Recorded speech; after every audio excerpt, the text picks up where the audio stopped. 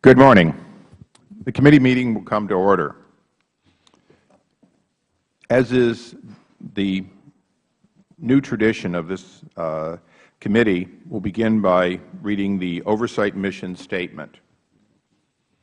We exist to secure two fundamental principles. First, Americans have a right to know their money Washington spends and takes is well spent. And second, Americans deserve an efficient, effective government that works for them. Our duty on the Oversight and Government Reform Committee is to protect these rights. Our solemn responsibility is to hold government accountable to taxpayers, because taxpayers have a right to know what they get from their government. We will work tirelessly in partnership with citizen watchdogs to deliver the facts to the American people and bring genuine reform to the Federal bureaucracy. This is the mission of the Oversight and Government Reform Committee. Today's hearing is the second time this committee has met in 2 weeks to consider the effects of wasteful spending have on the Federal Government, the economy, and the taxpayers. This week's GAO report exposes serious government breakdowns in effective and efficient use of taxpayer dollars. By conservative estimates, the duplication and fragmentation highlighted in the GAO report represents over $100 billion in annual losses. Yet, there was great consternation and 90 hours of hard debate in order to propose just $62 billion in cuts.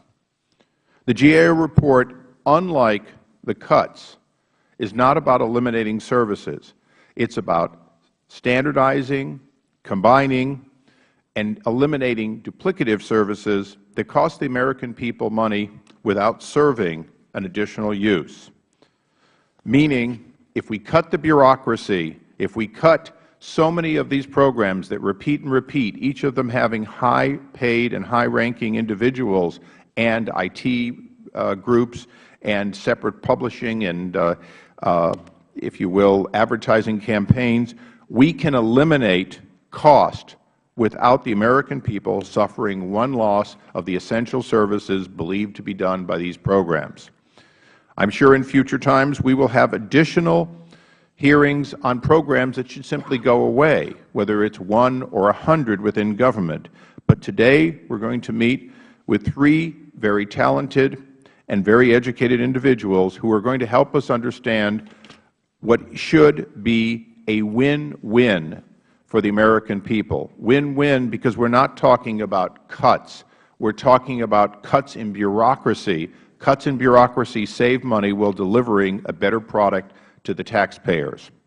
And with that, I would like to yield the remainder of my time to the gentleman from Florida, Mr. Mack, for his comments. Thank you, Mr. Chairman, and I appreciate the hearing today, and I look forward to hearing from our witnesses.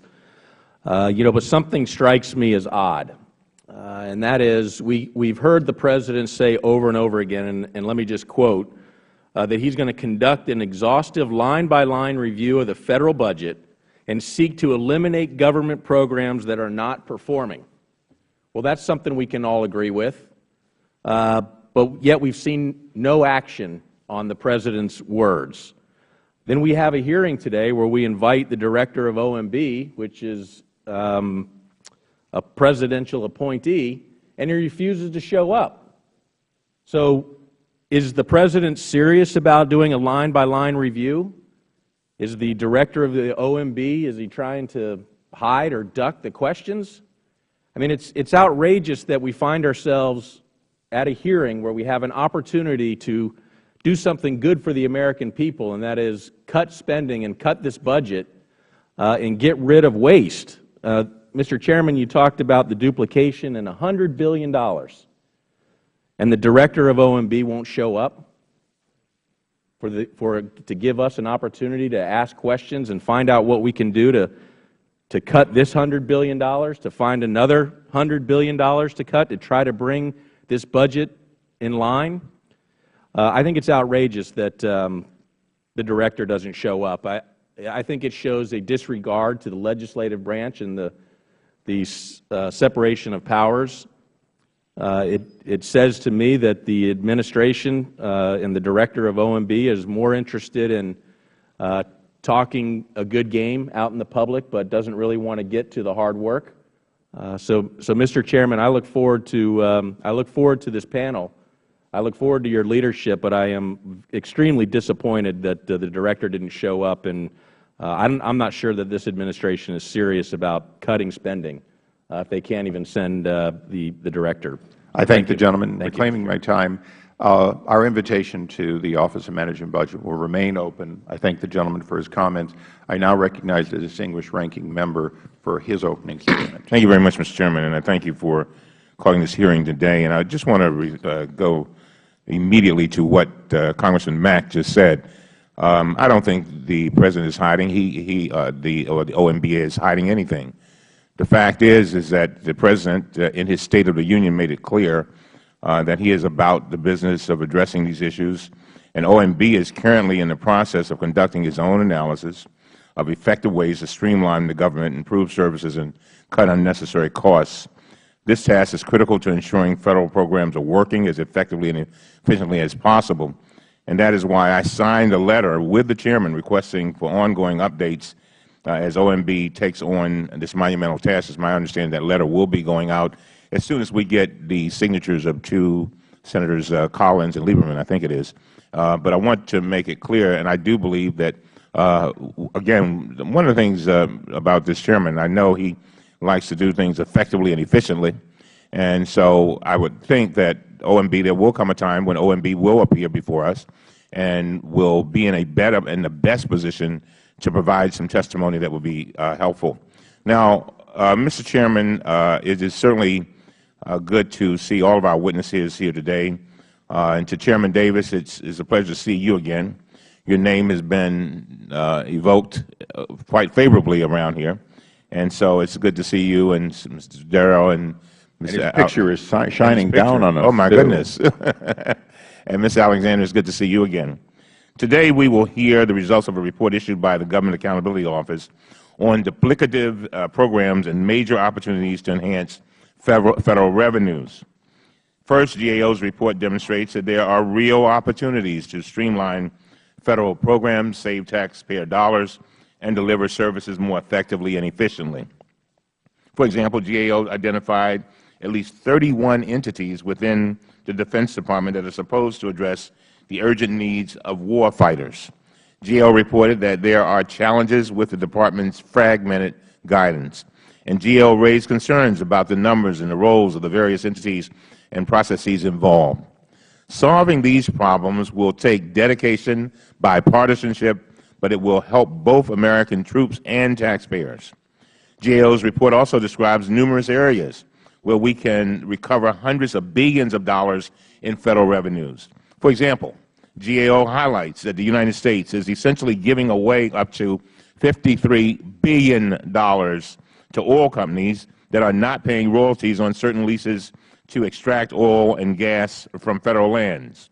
That's our money. A lot has been said about what the taxpayers said during the last election. Well, one of the things that they said is they don't want to be cheated of their own money. Congress passed legislation in 1995 to give oil companies so-called royalty relief.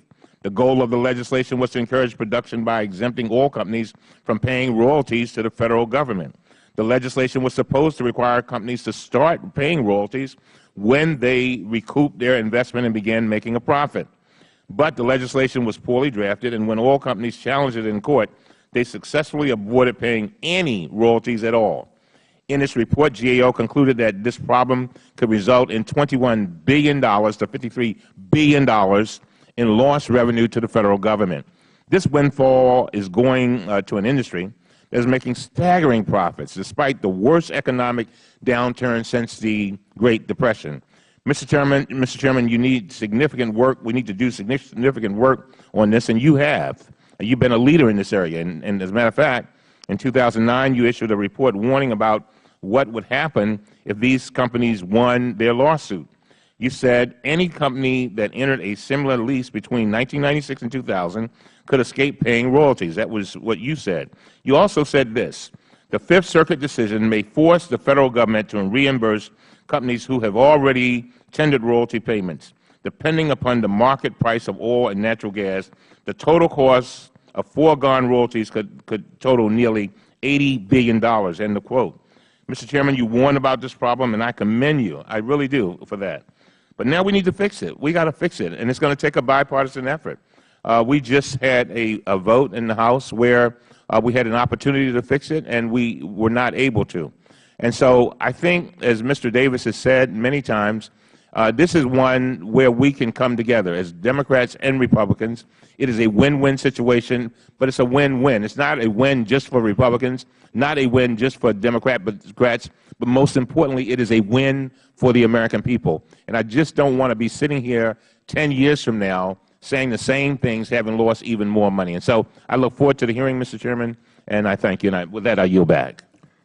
I thank the Ranking Member, and all members will have 7 legislative days in which to submit their opening statements for the record. I now go to our distinguished panel. The Honorable Thomas M. Davis III, former Chairman of this committee. As the Ranking Member said, he looks down on us every day. Now the Director of Federal Government Affairs at Deloitte & Touche, and the man who issued the subpoenas to the oil companies on my behalf in order to begin the process of doing the oversight on those flawed contracts that have cost the American people tens of billions of dollars. And I want to thank you for that today publicly. The Honorable Gene Dodaro, the Comptroller of the United States, appearing, I think, for the second time as the confirmed Comptroller versus the many times that you appeared before us graciously as the acting. Your work as a legislative branch employee spanning both the executive and legislative branch, providing more than 3,000 people who give us the nonpartisan reports and fact-finding that we absolutely rely on. And Ms. Ryan Alexander, President of the Taxpayers for Common Sense, an often contributor, and welcome back. Pursuant to the committee's rules, all witnesses are asked to be sworn in before they testify before this committee. If you would please raise your right hands. Do you solemnly swear or affirm that the testimony you are about to give before this committee will be the truth, the whole truth, and nothing but the truth? Let the record reflect that all witnesses have answered in the affirmative. Thank you. Please be seated. In order to allow time for discussion, and as my predecessor would say, a long-standing tradition is that you will have 5 minutes. There will be a green light for as long as you may talk freely. There will be a yellow light to warn you that your time is elapsing, and I will be understanding for you to complete your sentence or paragraph, but not much more once it turns red, and that will allow a healthy dialogue afterwards. The Chair recognizes Mr. Davis for his opening statement. Thank you, Chairman Issa and Ranking Member Cummings and colleagues, and thanks for the opportunity to testify before you today. And I'm doing so in my capacity as a former member of the House and specifically Chairman of this committee. And I want to thank Gene Dodaro and his staff for putting together an outstanding report that forms the basis of today's hearing. And let me just say, I hope we can engage OMB before this is done, because we are in this together. Republicans, Democrats, House, Senate, executive branch, we all caused the problem. And I think we all need to be there to solve it as we look forward to this. And I'm disappointed they're not here today, but I think in the future we need to make sure they're engaged. I think they're doing some things over there we need to hear about. During my tenure, I examined how the government could operate more efficiently, focusing on governance issues, procurement, IT policy, civil service, governmental organization. In this process, I've long said the way we try to extract savings from the Federal Government is to simply cut off fingers and toes rather than to go after the fat that's molded throughout the body politic. I still believe that's the case, but as we see in the GAO report issued earlier this week, sometimes Uncle Sam does indeed have a few too many digits, and some surgery may well be in order. So where does the blame lie? As I noted, there's plenty of blame to go around. There are a lot of places to point the finger, and let me start with Congress. Duplicative and overlapping programs frequently exist because of the way that we in Congress legislate. Indeed, one of the earliest and most enduring lessons I learned upon my election to the House was that jurisdiction trumps all. So while two different members believe there may be a need for a given Federal service, they will surely write the authorizing legislation with their individual committees in mind. For example, if a member of the Education Workforce Committee wants to enact a job training program, they will write the legislation to ensure it falls under an agency in that committee's purview. The same would be true of a member of the Veterans Administration. A member of the Financial Services might link job training to low-income people in order to guide such a program to HUD. Thus, we find three different programs with essentially the same goal, job training under three different agencies. Under this arrangement, they are all funded differently, measured differently, and administered differently. Common sense suggests they should be combined to take advantage of economies of scale, or even just to make it easier for the citizens to know where the programs exist. We can blame the bureaucracy, but in many ways, Congress created the many-headed monster we bemoan in an attempt to protect our jurisdictional prerogatives.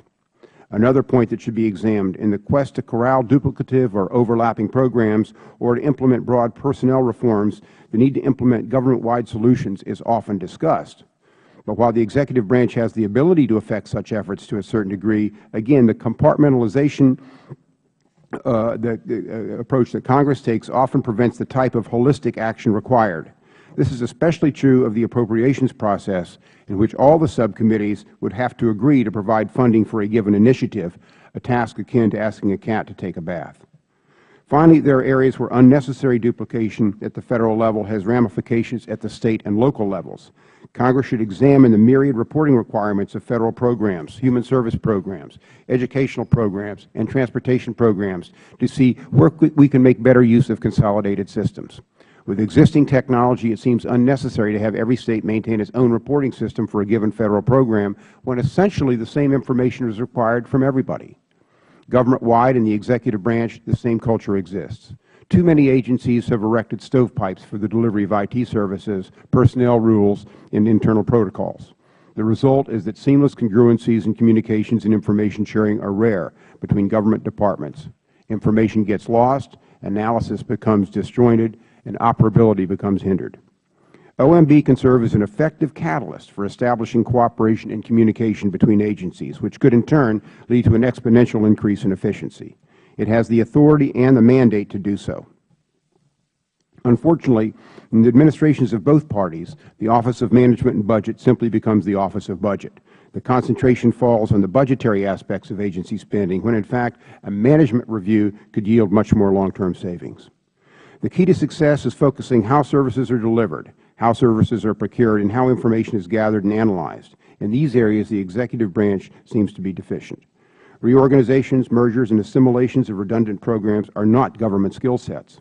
Often, attempts to reorganize are thwarted by inadequate time constraints, unwilling employee participants, and skeptical Federal managers who know that a slow roll or waited-out approach will always trump the most ambitious change management efforts.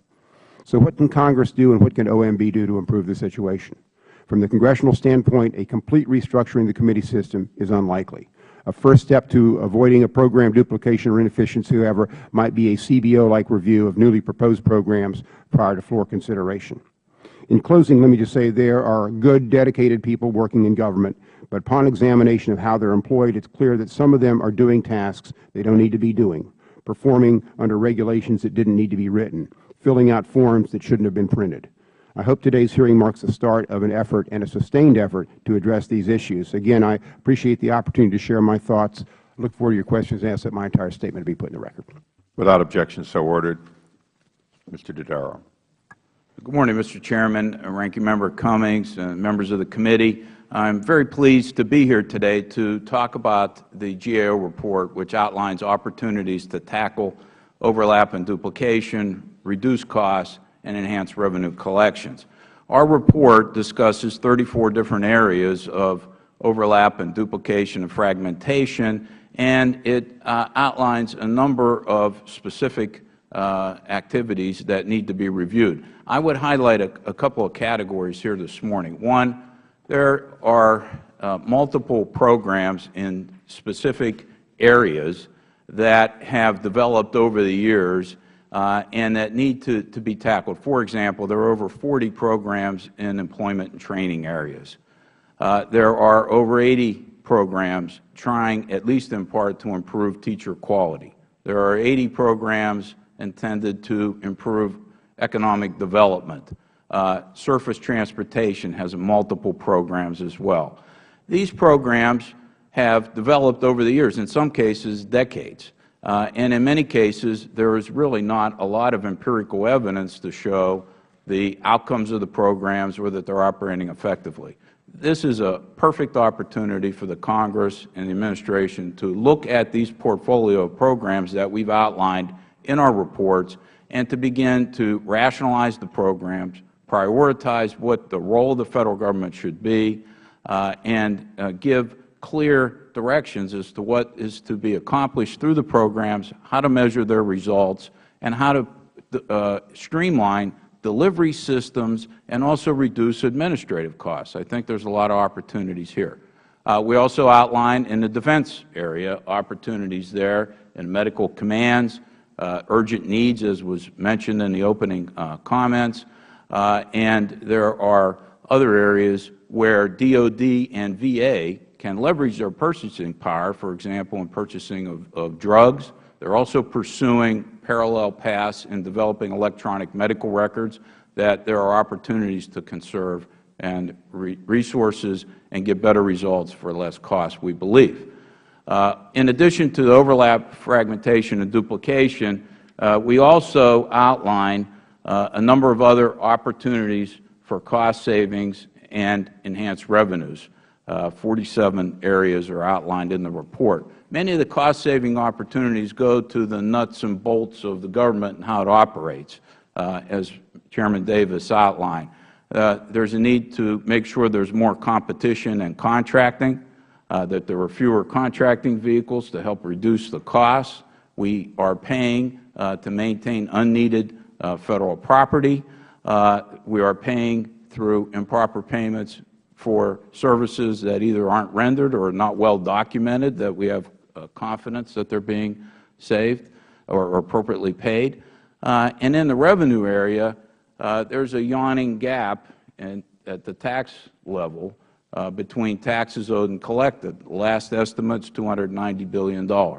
And there are areas that we believe, through prudent use of increasing the electronic filing, using third-party data to identify potential non-filers, and other activities that need to be looked at.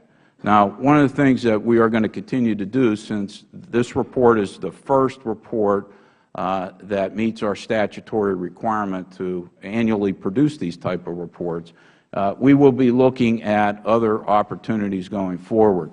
Tax expenditures, for example, and how they might duplicate other things. For example, in this report, we mentioned the tax credit in the ethanol area duplicates the renewable fuel standards that are in place, and that Congress should take a look at the need to continue this ethanol tax credit, which is billions of dollars a year in foregone revenue. There is potential overlap between tax credits, loan programs, and other Federal spending. So we will be looking at these areas in the future. And we already have work underway for our next year's report, and we look forward to working with the Congress to help streamline the Federal Government's activities, to make sure it is operating more effectively, more efficiently, and in the taxpayers' best interest. Mr. Chairman, that concludes my opening statement. I will be happy to answer questions at the appropriate time. Thank you. The gentleman yields back 14 seconds. Ms. Alexander, please. Good morning, Chairman Issa, Ranking Member Cummings, and members of the committee. Thank you for inviting me here to testify today. Our mission at Taxpayers for Common Sense is to achieve a government that spends taxpayer dollars responsibly and operates within its means. All of our work reflects our core belief that no one, no matter where they fall on the political spectrum, wants to see their money wasted. To that end, TCS has worked with the left and the right to achieve victories on stopping the bridge to nowhere, getting the earmark moratorium enacted, cutting funding for an alternate engine for the Joint Strike Fighter, and creating an Inspector General for the Iraq War. We have testified before this committee several times with proven results for American taxpayers. We testified on the cost overruns and problems with the F-22 Raptor, and that program was stopped. When Mr. Davis was on the dais, we testified on crop insurance waste, prompting the Agriculture Committee to take action.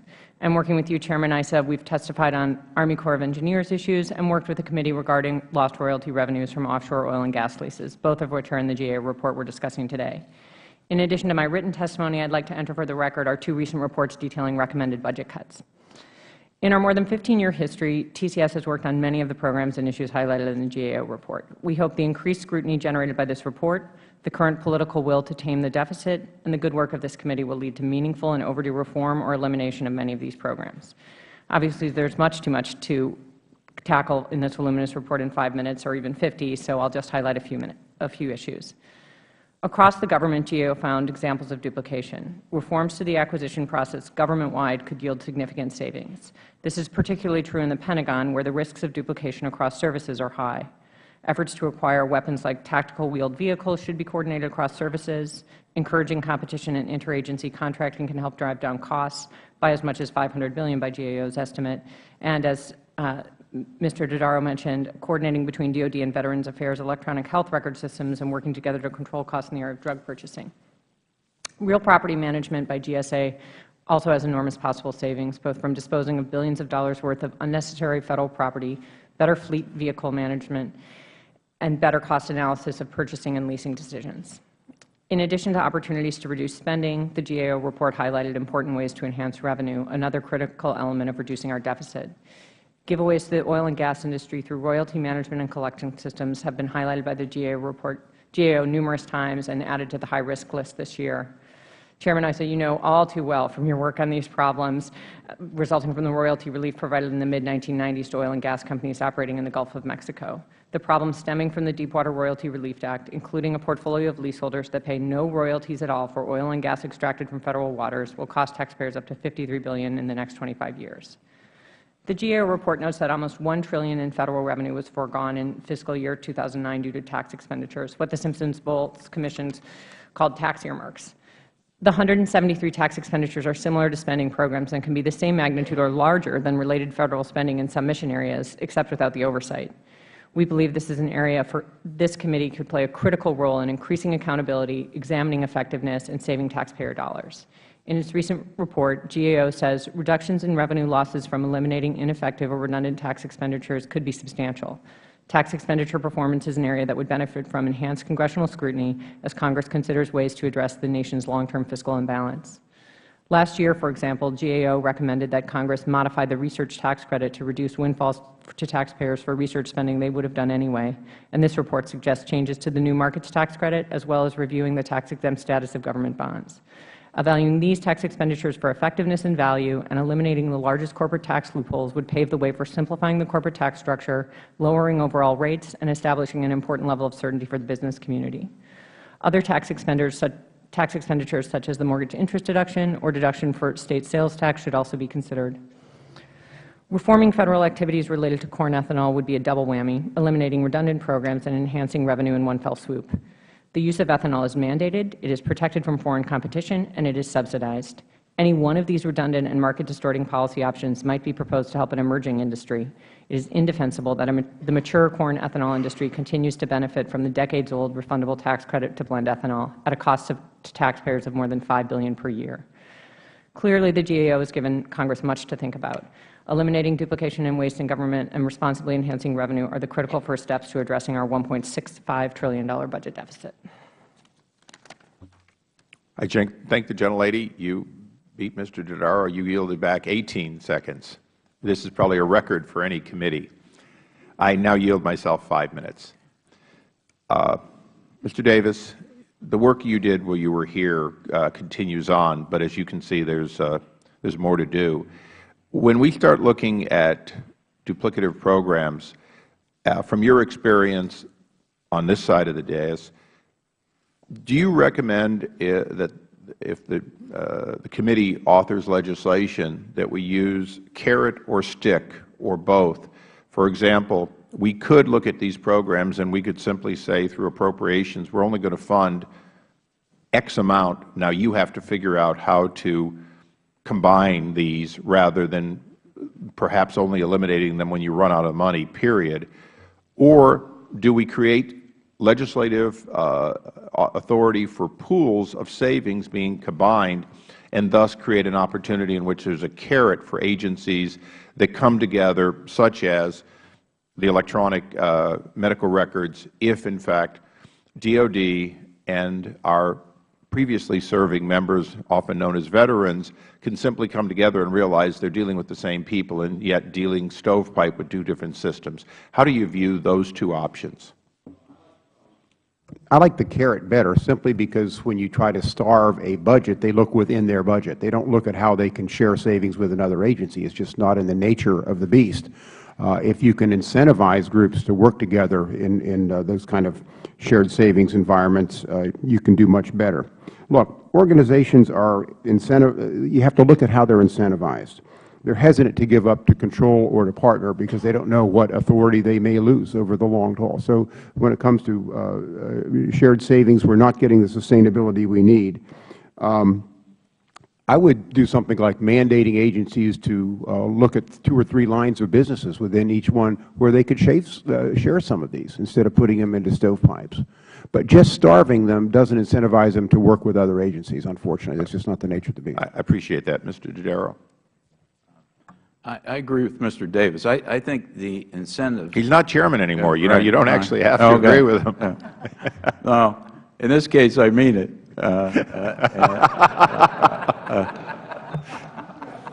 I think there are disincentives in the budget process, for example, and the way the money is there. It's difficult to collaborate across agencies, and I think there could be more flexibilities that way. Also, the ideas that you posit there, I think, are also true at the State and local level in dealing with Federal agencies on grants. Like, for example, we've recommended that the Federal agencies look at incentives for States to combine in the employment and training area. A lot of these programs are delivered through State and local administrative structures, and a lot of times they have to set up separate structures in order to deliver multiple Federal programs. So I think there's a lot of opportunities for incentives and some flexibility. Quick follow-up on that.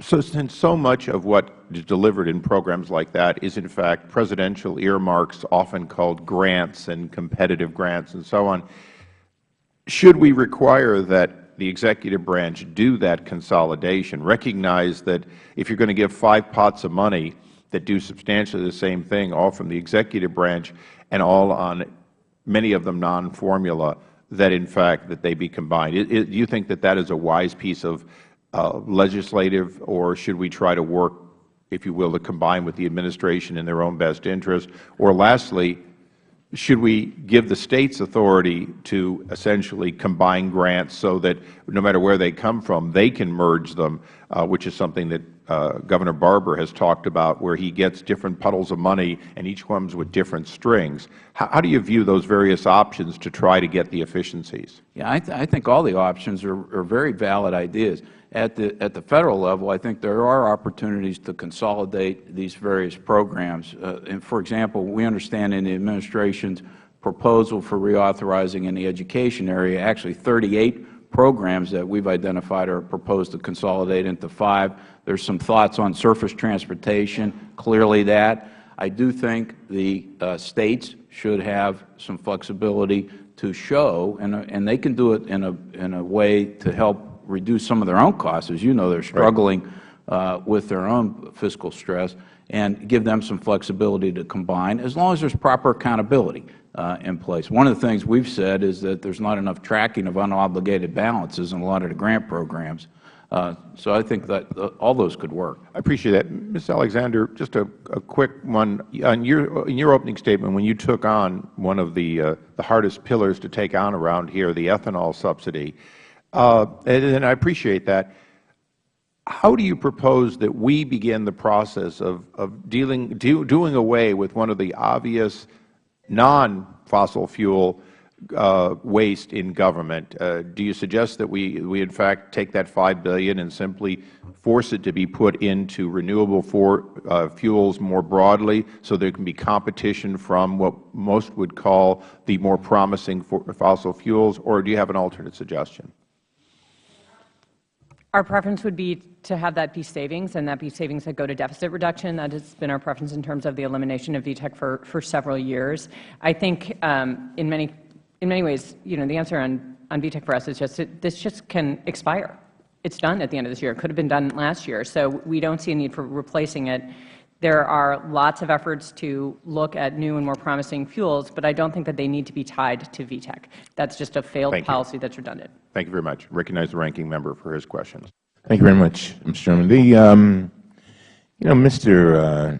Dodaro, one of the things that I found interesting about your report is you, in the report it said DOD made major revisions to its acquisition policies, and you went on to say more emphasis was placed on knowledge about the requirements, technology, and designs. And I found that when, as Chairman of the Coast Guard Subcommittee, what we discovered when we were dealing with the Deep Water Project, where they were buying $25 billion worth of hardware over 25 years and had boats that didn't float, part of the problem, literally, part of the problem was the acquisitions process. In other words, they didn't have people who knew what they were doing with regard to specifications, with regard to putting together contracts, with determining, when something, performance was done. They even had the contractors determining when bonuses would be given. And so I'm just trying to dig deep in here with this DOD, because we see a lot of money going out the door there.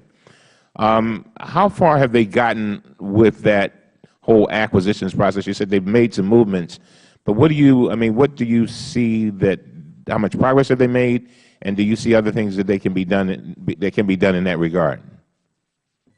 I think basically, for example, in the weapons systems acquisition, they put in place, as a result of congressional laws of Weapons Systems Acquisition Reform Act of 2009, they put good policies and practices in their regulations and manuals, but they need to implement them more consistently across the Department. And how can we get them to do that? I guess that's the question. Well, I think there's no substitute for regular congressional oversight. And I think, Mr. Chairman Davis, you talked earlier to me privately about it has to be a sustained effort. And how do we sustain? I know with the Coast Guard, we just kept bringing them back over and over and over again, and we got things done, and we saved, I'm sure, a few $1 billion in a very few years. But I'm trying to figure out, how do we keep that, that sustained effort, Chairman Davis? Yeah, two things. One of the difficulties in sustaining this in government is that you have people are replaced over a period of time. They have a lot of other priorities. I liken it to mergers and acquisitions. In the private sector, when you merge, it's costs. You have to take those out. You need to stay competitive. You have strict timelines. You have management oversight from above. So many times in government, you have costs that look good at the front end on paper, but by the time they're translated 2 or 3 years, it sometimes ends up costing you, because you have this weighted out atmosphere. And just one other thing on the procurement. We still don't have enough procurement officers. There's a paucity of procurement officers at the Pentagon and other. They need to hire and train more people in these areas. It saves money in the long time to have good people behind there. And Mr. Dodaro, let me just go. I only have a few minutes left, 2 minutes left. Your report also says that the United States is essentially giving oil companies up to $53 billion because back in 1995, Congress exempted them from paying royalties on certain leases in the Gulf of Mexico. There are some oil companies today that are paying no royalties to the American taxpayers on certain leases. As part of this so-called royalty relief program, these companies are removing the oil and gas, which belongs to the American people, selling it and making record profits. And so I'm just trying to figure, this is our money, isn't it? Well, basically, we've recommended that there's not been a comprehensive look in 25 years of what the Federal Government is charging for these leases. And when they're ranked, U.S. Government's ranked against other countries and even some states, we rank very low as to what we're asking for on a regular basis for return on the leases for these lands. Interior has finally agreed to do that comprehensive assessment. It's supposed to be completed this year. I would encourage the Congress to review that study and to make sure that there are proper incentives. We've also said, Mr. Cummings, that there's not enough verification of the production that is occurring on those lands in order to make sure the government's getting its fair return. And you put this on your high-risk list, is that right? That's correct. And why was that? Well, we believed that there wasn't reasonable assurance that the Federal Government was getting the revenues that they were due as a result of those leases for two of the reasons that I mentioned before. In other words, we're being cheated.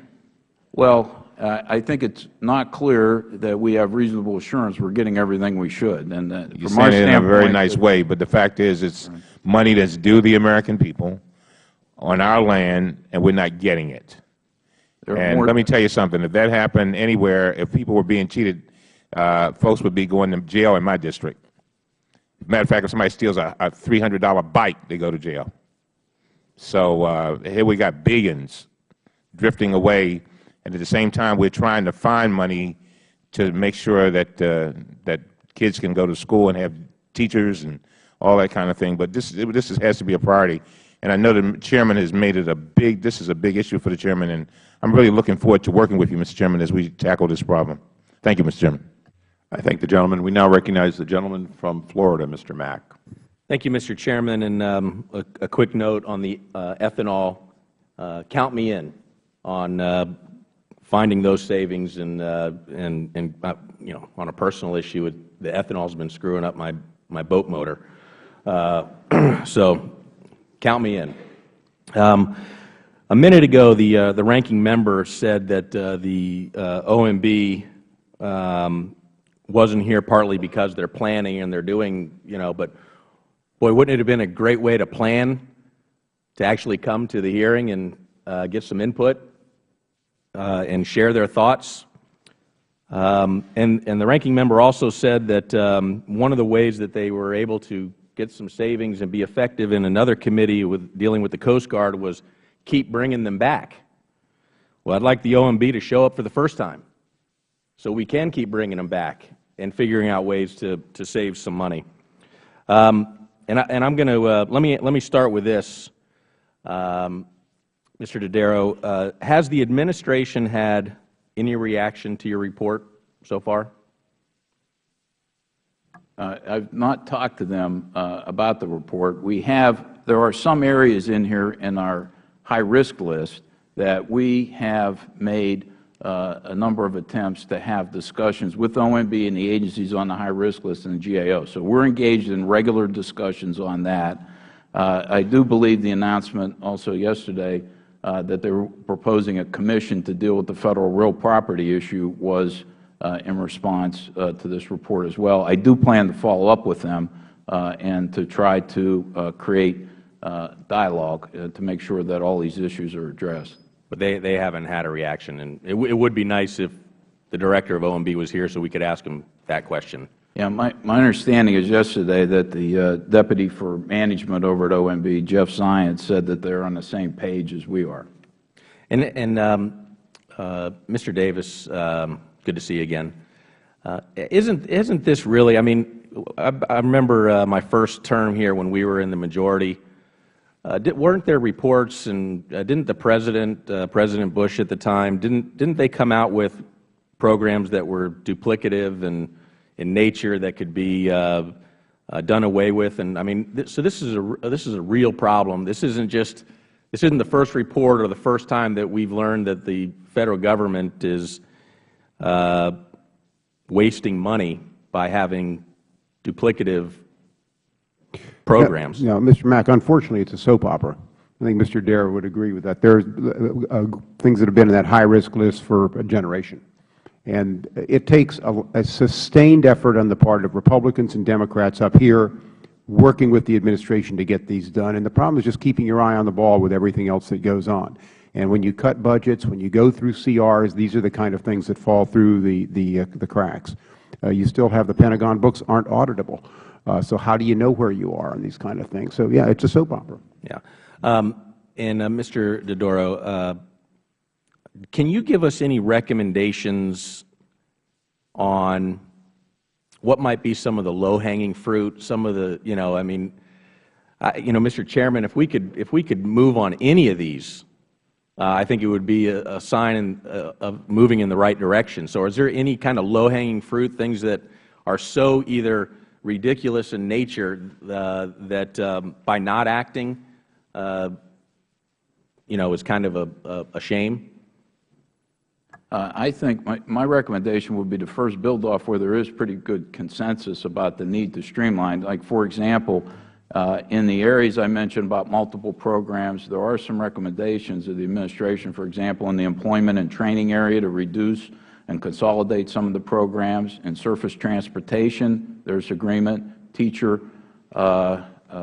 quality, improving those programs, consolidating in the education field, there are some common agreements there. So my suggestion would be to build off where there is consensus as a starting point. A number of these areas are also, as Mr. Davis mentioned, on our high-risk list. There we have seen progress. I would say the real point, though, we took 2 areas off the list this last update, and both of those areas had more than a dozen congressional hearings and a lot of dialogue with the administration to produce the results that were there.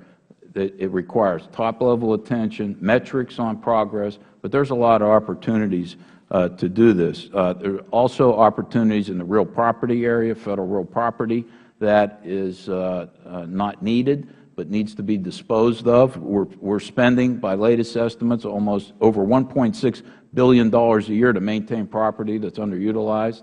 That doesn't make sense. There should be more competition and contracting. About a third of the contracts that were put in place had either no competition or only one bidder on the competition. There's also $640 million sitting in a customs collection account for a number of years that there haven't been decisions on how to use. That could be clearly an easy and quick win there. And there's also a lot of money going out the door in improper payments that I think could be stopped. That's going to take some time and effort. We've talked about the use of technology there, but I think that's another area where the latest estimate, and not all programs have been estimated yet, the latest estimates are about $125 billion. And so I think there are plenty of targets of opportunity, and we'd be happy to work with the Congress and the administration to get results. Thank you very much, and thank you, Mr. Chairman. I thank the gentleman. We now recognize the gentleman from Ohio, Mr. Kucinich, for 5 minutes. Thank you very much, Ms. Alexander. I'd like to ask you, as President of Taxpayers for Common Sense, for your take on the American people giving the most profitable industry in the world a $53 billion gift.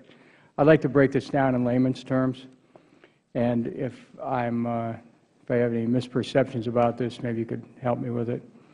Due to a flaw in the 1995 Outer Continental Shelf Deepwater Royalty Relief Act, numerous oil companies are now drilling in the Gulf of Mexico in Federal lands and paying no royalties to the Federal Government. Is that correct? And as we've heard, GAO, could you say that louder? My microphone was not. I'm sorry. That's right. There are companies paying no royalties right now as a result of an error at Interior and the structure of the Deepwater Royalty Relief Act and a subsequent court case. Thank you. Now, as we've heard, GAO reports that U.S. taxpayers could lose as much as $53 billion as a result of this. And it's already begun. In fiscal year 2011 alone, the Bureau of Ocean Energy Management, Regulation, and Enforcement estimates that we will lose $1.4 billion. In contrast, the oil industry is making staggering profits. For example, the top 5 oil companies reported profits of $485 billion from 2005 to 2009. ExxonMobil, the largest American oil company, reported a 53% increase in its fourth-quarter profits. Chevron, the number 2 American oil company, reported fourth-quarter earnings were 72% higher than the preceding years. The third largest, ConocoPhillips, reported that its quarterly profit climbed 46%. Now, Ms. Alexander, is this an industry that needs billion-dollar giveaways? Taxpayers for Common Sense has worked on this issue for a long time, and I think our position is perfectly clear that we do not think that oil companies need these subsidies or really any others. So we think this is an issue that is ripe for Congress to address, and because in some ways it's so outrageous, the problems with the Deepwater royalty relief leases, that there should be bipartisan agreement on. These are taxpayer assets that people are taking. If any one of us owned those oil reserves, oil and gas reserves, and said, yes, just take it, people would think we were a little crazy. Well, back in 2005, when the oil was at about $55 a barrel, President Bush addressed the American Society of Newspaper Editors. I want to quote to this committee what he said. Quote, "I will tell you, with $55 oil, we don't need incentives to the oil companies and gas companies to explore. There are plenty of incentives. What we need is to put a strategy in place that will help this country over time become less dependent," unquote. Ms. Alexander, would you agree with that statement by President Bush? I would, and with oil at, last I checked, about $98 a barrel, it seems like it still applies. So his point makes more sense now, right? Right. And recently, John Hofmeister, who retired from Shell in 2008 and now runs Citizens for Affordable Energy, told the National Journal that big oil companies don't need government help. Would you agree with Mr. Hofmeister? I would agree that big oil does not need government help. Well, how could we modify this subsidy structure to encourage a transition to, let's say, clean, renewable energy sources? I mean, our position has always been, we know what we don't need, and we can get rid of it. Congress can come together, develop a solution to the problem with the royalty relief leases, and simply just some of the bigger tax expenditures have significant benefits for oil and gas companies. There are subsidies for oil and gas companies riddled throughout the tax code and through different spending programs. So we think this is a big opportunity for there to be bipartisan action for reform that will help close the deficit, just one baby step, and let a mature industry stand on its own 2 feet. Many of these subsidies, the royalty relief problem is not 100 years old, but other oil and gas subsidies are as much as 100 years old, and it's a mature industry that doesn't need them anymore. And these handouts don't do anything to help the American economy, is that right? We think that these handouts are enriching very profitable companies. Okay. Thank you, Mr. Chairman. I yield back. Would the gentleman yield for his remaining time for just a follow-up question? Sure.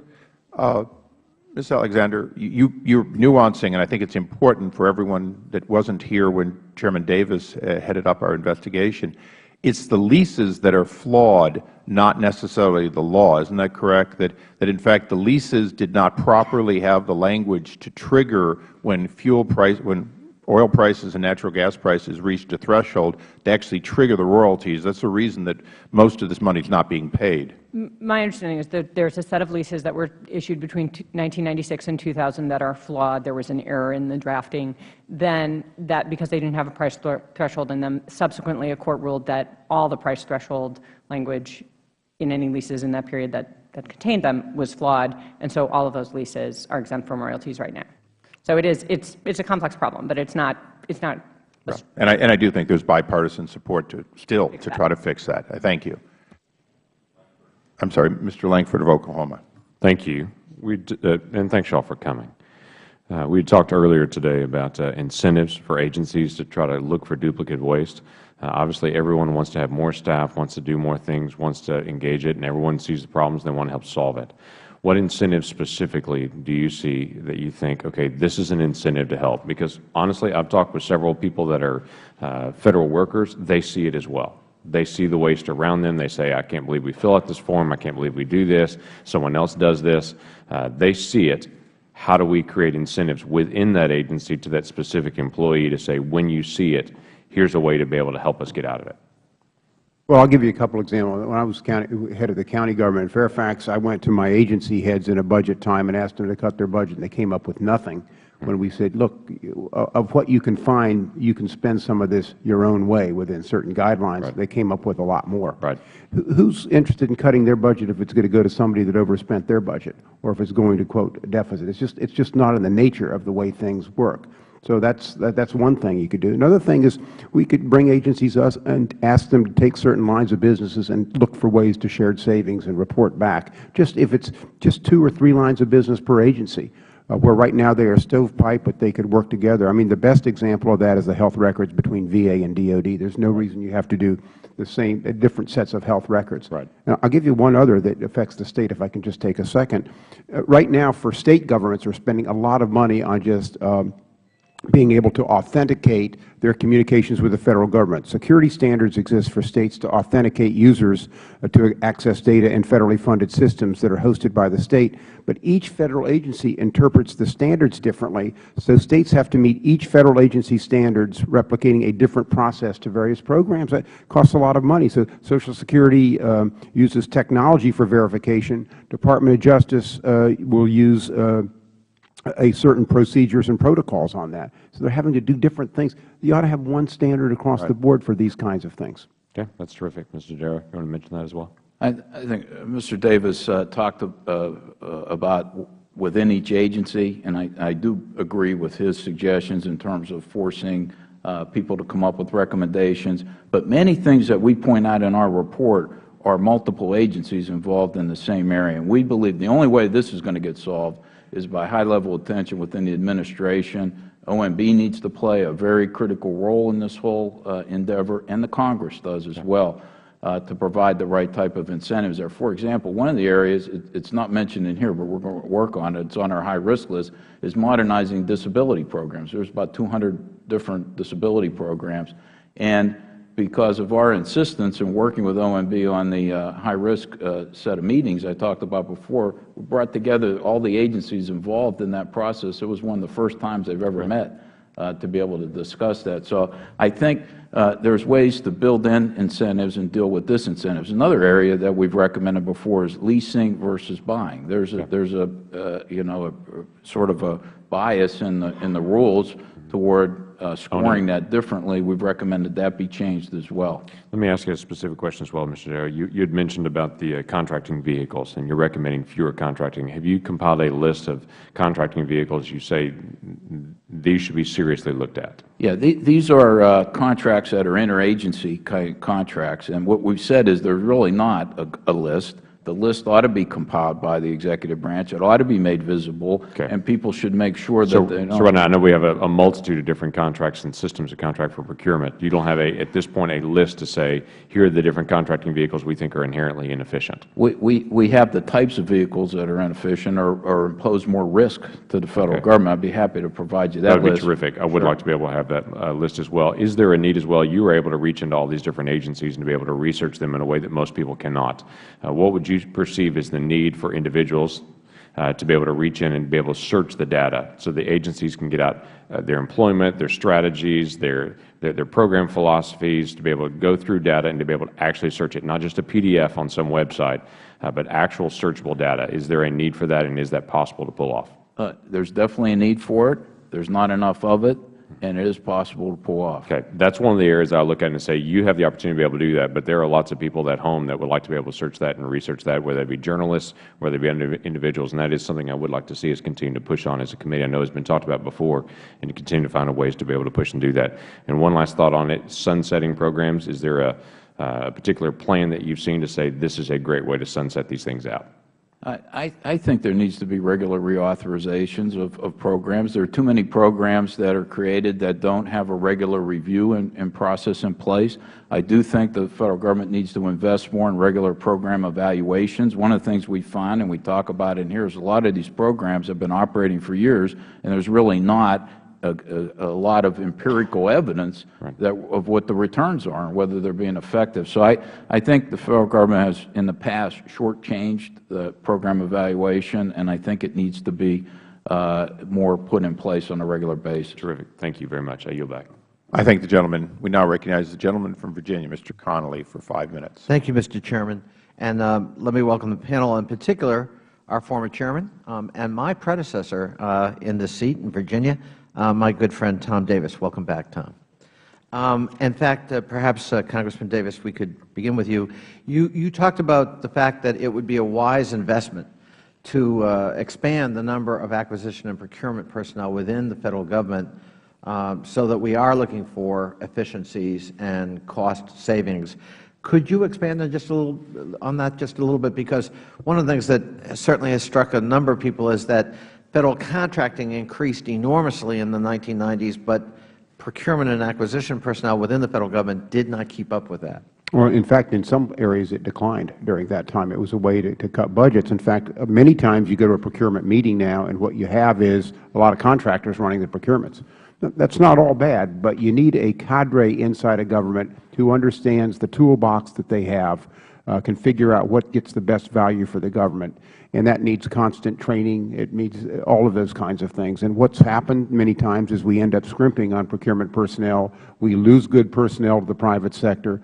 And yet, that's where you get your cost overruns. That's where you get contracts that aren't performing well because you don't have the appropriate oversight along. And that's been my experience. And I think it's money, for the most part, that's pretty well spent, provided you continue to train people once you hire them. I don't know if Gene agrees with that or not, but that's my observation. Well, I think that's definitely the case. For example, at DOD, the amount of contracting on goods and services more than doubled over the past several years, and the acquisition workforce grew less than 1%. And there are efforts now to try to bolster that workforce with proper training and proper oversight. It's a good investment. Yeah, I think that's a really good point. I mean, sometimes we get carried away with things like refuse of Federal Spending Binge, titles like that. But sometimes we have to make strategic investments, in fact, if we're going to protect taxpayer dollars. Is that not correct, Mr. Dodaro? That's true. You need to look at the outcomes you're getting from the programs, but you got to make sure you have the proper oversight. Contracting is a particularly important area. Right. Congressman Davis, just one other thing, just knowing your interest in the technology sector.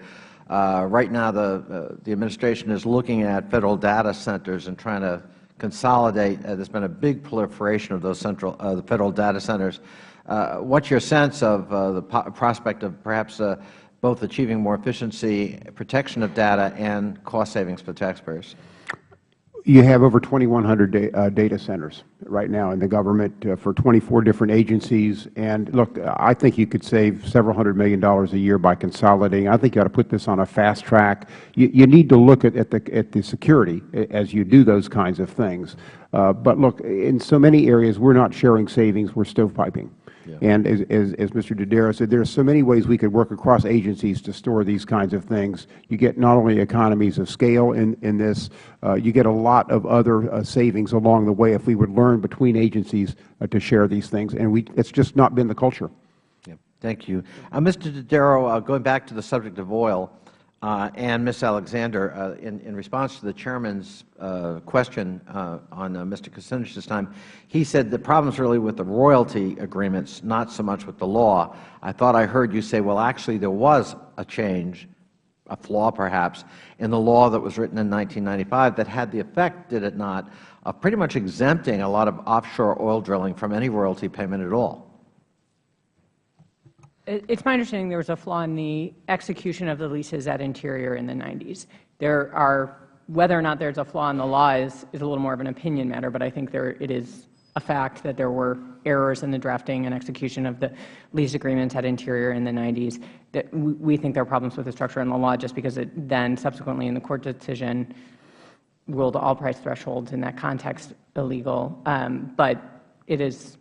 The execution of the leases was a problem. So in fact, yes, but with respect to this change in the law, that is something obviously within the purview of Congress. Well, Congress can solve this. That's this right. is something that Congress can come together and figure out a solution for, and we hope that you do. And finally, because my time is about to run out, Mr. Dodaro, any estimate on the lost revenue to the U.S. taxpayers in terms of the fact that we're 93rd out of 104 countries in royalties exacted from the oil industry? I don't believe we have a current estimate in that regard, but I do think, as I mentioned earlier, that we don't have reasonable assurance that we're collecting as much as we should. Thank you. I yield back, Mr. Chairman. Thank you. Mr. Kelly of Pennsylvania for 5 minutes. And would the gentleman yield for just a moment? I will, sir. Thank you. I think the gentleman, Mr. Connolly, or actually we'll just do that, made a very good point, and his chairman, Mr. Lankford, that in fact this is probably one of the areas in which the subcommittee needs to take on under procurement reform and work together, because I do believe that this is an example where these kinds of questions and answers here, we can provide your subcommittee some of the history so that you could work on procurement reform to make it clear that we never write a law again that could be misinterpreted by Interior, written incorrectly, and then ultimately not survive at the court. So I appreciate that. Yield back. Thank you, Mr. Chairman. Mr. Dodaro, good to see you again.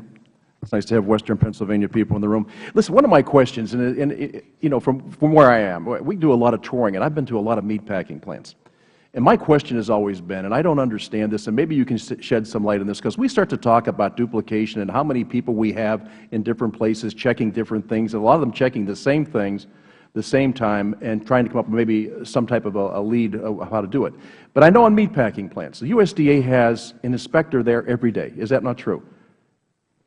I believe so. Yeah, well, and again, as I say, from being there, my question then comes, you know, we have these folks there every day. And then we have a plan called the Hazardous Analysis Critical Control Point, and it's let me just read this. Considered in its pure and scientific application as a state-of-the-art in food safety systems. Every meat plant designs their own system in accordance with USDA requirements and must operate successfully under this system. We do not need an inspector at every plant every day. We operate the same facilities, the same systems, whether inspectors are present or not. And I would just say that from what I've done in my lifetime, running footage is a lot more important than snapshots from time to time. So we have these folks in these plants every day, USDA inspectors. They're watching what these people do.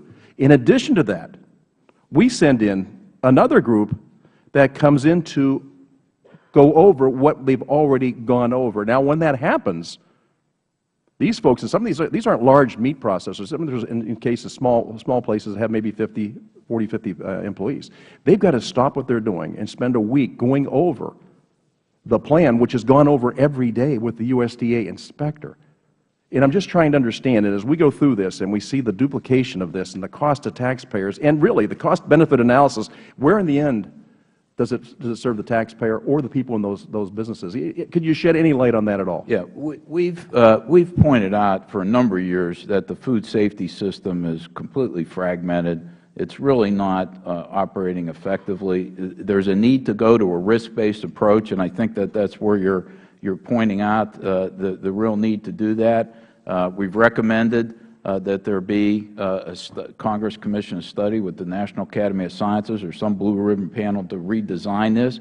A lot of our food now is coming from foreign sources, and we're still focused on domestic production a lot. So we've said that the system right now can be a lot better. And there needs to be a real look at it, and the risk-based approach is really the way to go. Yeah. Well, and I wonder about this. You know, I come from the private industry. I'm not really well hinged with government.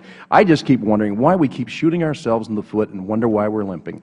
We have these committees. We ask these questions. We keep going over and over and over again, and everybody comes up with the same answer. There's too many regulations from too many agencies. There's too much duplication. There's too much overlap. When does it stop? When do we fix it? I think you just have to figure out which priorities Congress wants to pursue and stick with it. I mean, I think that there's not a lot of substitute for just rolling up our sleeves and focusing on these areas and making sure we get results. I mean, it requires sustained follow-through. They're not going to. There are cultures and incentives that will keep things in place until they're broken. And the only way that they'll be broken is through sustained efforts by the Congress and the administration in order to do it. Otherwise, it won't change materially. Well, I'm looking forward to working with you, and we try to drive to those same conclusions and get things fixed. Thanks very much. And with that, Mr. Chairman, I yield back. I thank the gentleman. We now recognize the gentleman from Massachusetts, Mr. Tierney, for 5 minutes. Thank you, Mr. Chairman. You know, it's interesting, Mr. Dodaro. I've heard my colleagues say that they would like to solve the problem having to do with the leases and the non-collection of royalties on that. Your report recommends that the government obtain a fair return on oil and gas produced by Federal leases. Seems like a very common-sense recommendation. Everyone on the panel says they agree with it. But interestingly, these no-royalty leases continue, and you agree that we're not getting a fair return currently, correct?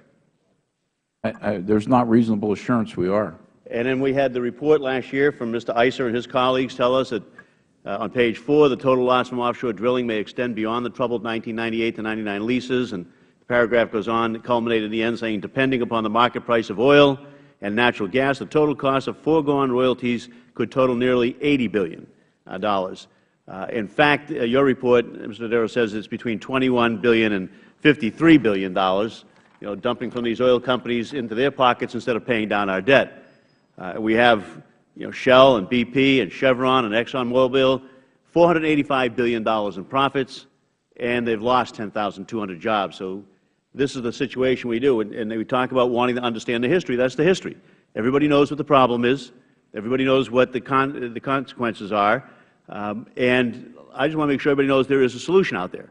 All right, my Massachusetts colleague, Ed Markey, has proposed a way to address this problem. First, he recognizes that you can't go back and void the leases without risking new litigation.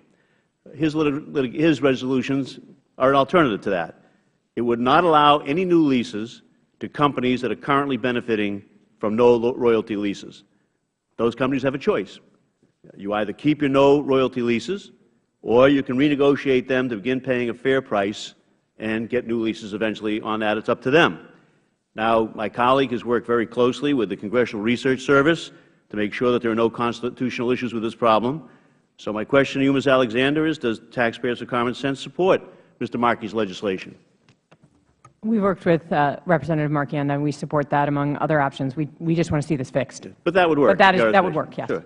So now we have the history, and now we have everybody saying that they agree that they want to resolve the problem, and yet it isn't resolved. Let me tell you that last Friday, Mr. Markey offered that legislation on the House floor. Not a single one of our colleagues on the other side voted for it. All right? All of the people on our side did. It was offered again this week as a floor amendment. And again, not a single one of our colleagues on the other side voted for it, and every one of the people on this side of the aisle voted for it. And last year, and the year before, I mean, go back, this is not a new idea from Mr. Markey. This is something he's repeatedly brought to the floor.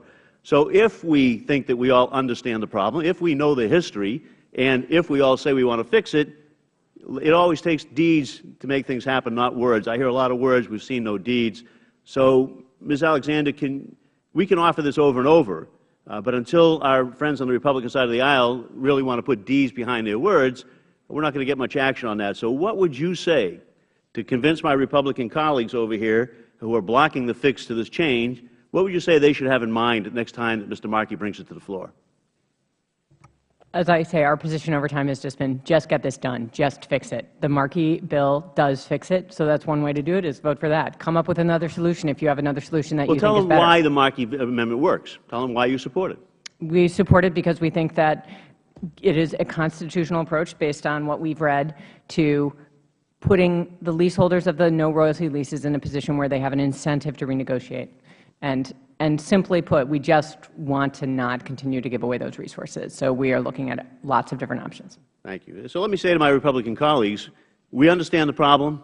We share what you say is your intention to want to resolve it. We have provided you with a perfectly good way, a legitimate way, and constitutional way to resolve it. Let's work on it, and this time, the next time it comes, maybe you'll vote with us on it, and we'll get the matter resolved, $53 billion back to our people. So we're not running around cutting money from teachers, reducing Pell Grants so students can't afford college, whacking job training so people who are unemployed can't get back to work. Let's get serious. Let's do something for real. The gentleman to yield. I will yield. Ms. Alexander, one of the things that the report said was that in some instances information was being provided by the oil companies erroneously, and there was self-reporting. And in some instances, there was no reporting whatsoever. Could you comment on that, please? The issue of self-reporting, I mean, this is basically an honor system. Here's our oil, take it, tell us how much you've taken. We don't think that's the right way to do business. We don't think that that's Congress and the administration kind of treating taxpayers like they have a fiduciary responsibility to manage our assets aggressively. And I mean, I just want to give credit where credit is due. We do support the Markey fix, but we also have worked very closely with Mr. Chairman Issa. I think there's a real potential for a bipartisan solution on this, and from the taxpayers' perspective, it's just move forward. Thank you. Thank the gentleman. We now recognize the gentleman from Pennsylvania, Mr. Meehan, for his comments. Thank you, Mr. I'm sorry, for 5 minutes. Well, thank you, Mr. Chairman, and thank you for the presentations from the entire board. Mr. Dodaro, I didn't know for sure, but I was listening to the language, and I thought I picked up the Pittsburgh, and I'm glad to see. Is Jim Dodaro your brother? Okay, but it's the Pittsburgh in the voice. But, well, listen, thank you for your presentation today. I come to this committee with a background that includes times as a United States attorney. and in that capacity came in just after September 11th when we were dealing with the issues of terrorism. We each share responsibilities in other committees as well, and one of those committees on which I serve is Homeland Security.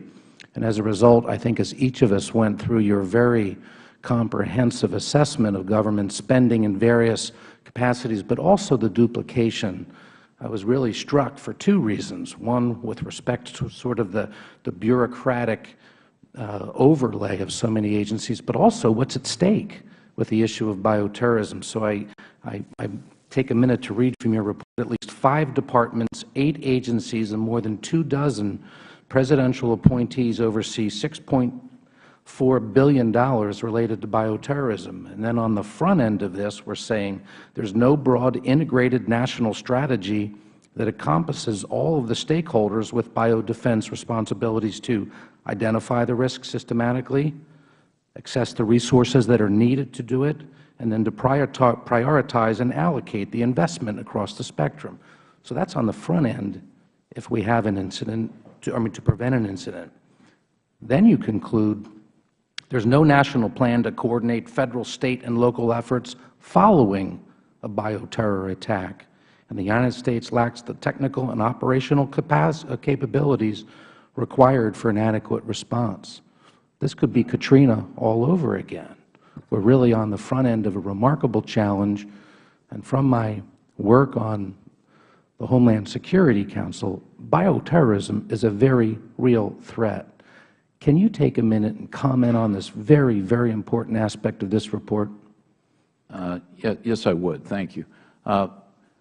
Following September 11th, there was a lot of focus on protecting the transportation system, particularly the airline industries. And then, what we were trying to focus on, and I think the 9/11 Commission, was what are the other potential risks to the country? What are other avenues that could be pursued? For example, smuggling information or threats over the border physically, other modes of transportation. But the biodefense area is one that we felt for a number of years wasn't getting enough attention, and understanding what the threats were, having an appropriate plan in place to be able to do it. It's like a number of areas that really requires multiple agencies to be involved, and there really hadn't been a means to coordinate that. Now, we've tried to elevate this to the Homeland Security Council and the National Security Council, which are well postured to be able to do this. We haven't gotten as much response as I would have liked from them in this area to provide the proper leadership. So I do think this is an area where congressional oversight is warranted, and from my perspective would be very welcome to bring about some of the very important things that could be done to make sure we're in a position to detect and prevent something, not only in a position to be reacting after the fact. Mr. Davis? Mr. Meader, let me just say, if you think that's tough, you ought to look at cybersecurity, where you have Intel, DHS, DOD, and every agency doing a different approach to FISMA, with the Federal Information Security Management Act, and I think it would be even more alarming. Well, I only have 50 seconds, but I'm going to ask both of you in response to this. Would you tell me how we look at creating the kind of mechanism where there's a national strategy and a focal point where we can get a single point of response that enables us to both be prepared on the front end to coordinate these assets and, as importantly, in the event that we have an incident, to be able to respond effectively on the back end? What is we've asked for attention to be paid. I understand maybe you can tell me the history here, but what's the solution? What works best in terms of how we organize and then seek accountability? I'll take a quick stab. I mean, one of the problems at the executive branch level is jurisdiction and turf over who's going to be in charge, and this is going to take engagement from the Congress, from both parties, with the administration in figuring out a path and moving ahead. We haven't had FISMA revision since 2002, long overdue, but I think it's just going to take a lot of dialogue and a lot of bipartisan cooperation to move this ahead, but it's got to be done. I agree with that completely. I think this needs top-level congressional and administrative support to be able to do it. You can't work with the agencies on a peer level and expect that they're going to create this type of mechanism. That's the fundamental problem. And I just add, I didn't grow up in your district, but I had 2 of my kids went to Swarthmore College in your district. So. Well, they're obviously very bright children. Well, ending on that high note, the gentleman's time has expired. We now recognize the gentleman from Vermont, Mr. Welch, for 5 minutes. Thank you very much, Mr. Chairman. Mr. Dodaro, that is a great report. I really want to thank you for it. And I thought what, among other things, was terrific about it is it was balanced. It looked at the whole problem, not just the loss from duplication, but also the loss from inappropriate tax subsidies, improper payments, the error rate in our payments. So it was quite comprehensive and extremely helpful. Mr. Chairman, I want to thank you, too. I think this is the focus of this inquiry is really important. Mr. Ranking Member, really appreciate it. I am going to ask a little bit about the oil subsidies because it's an easy target for us, but astonishing that it isn't taken care of. Your report indicated $53 billion would be saved by taxpayers if we eliminated that oil subsidy for royalty-free drilling at a time of $100 a barrel oil. So you fully support eliminating that subsidy for the oil companies so we can save money for the taxpayers?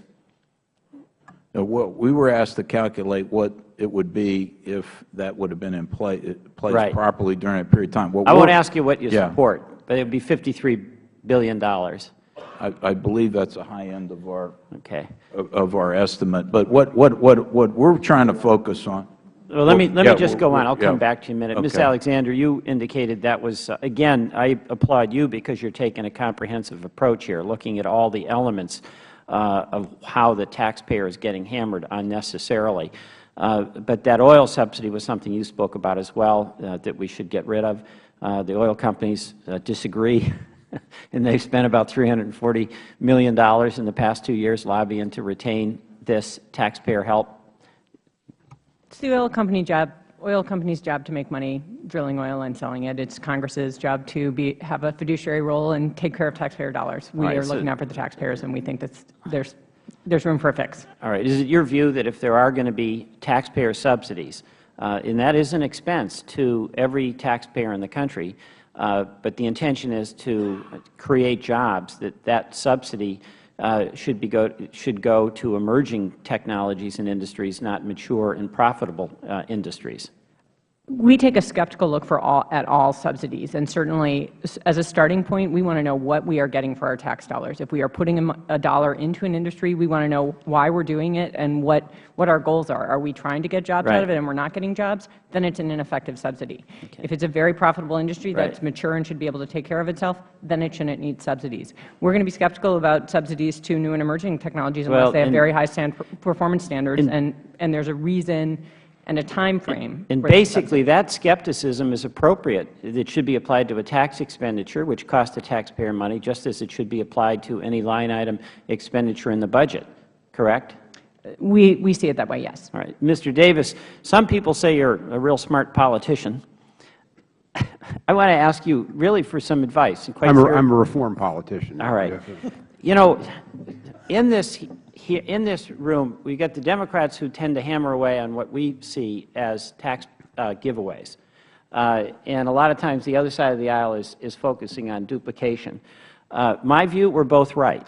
Where there's duplication, we ought to eliminate it. Where there's a freebie tax subsidy, we ought to eliminate that.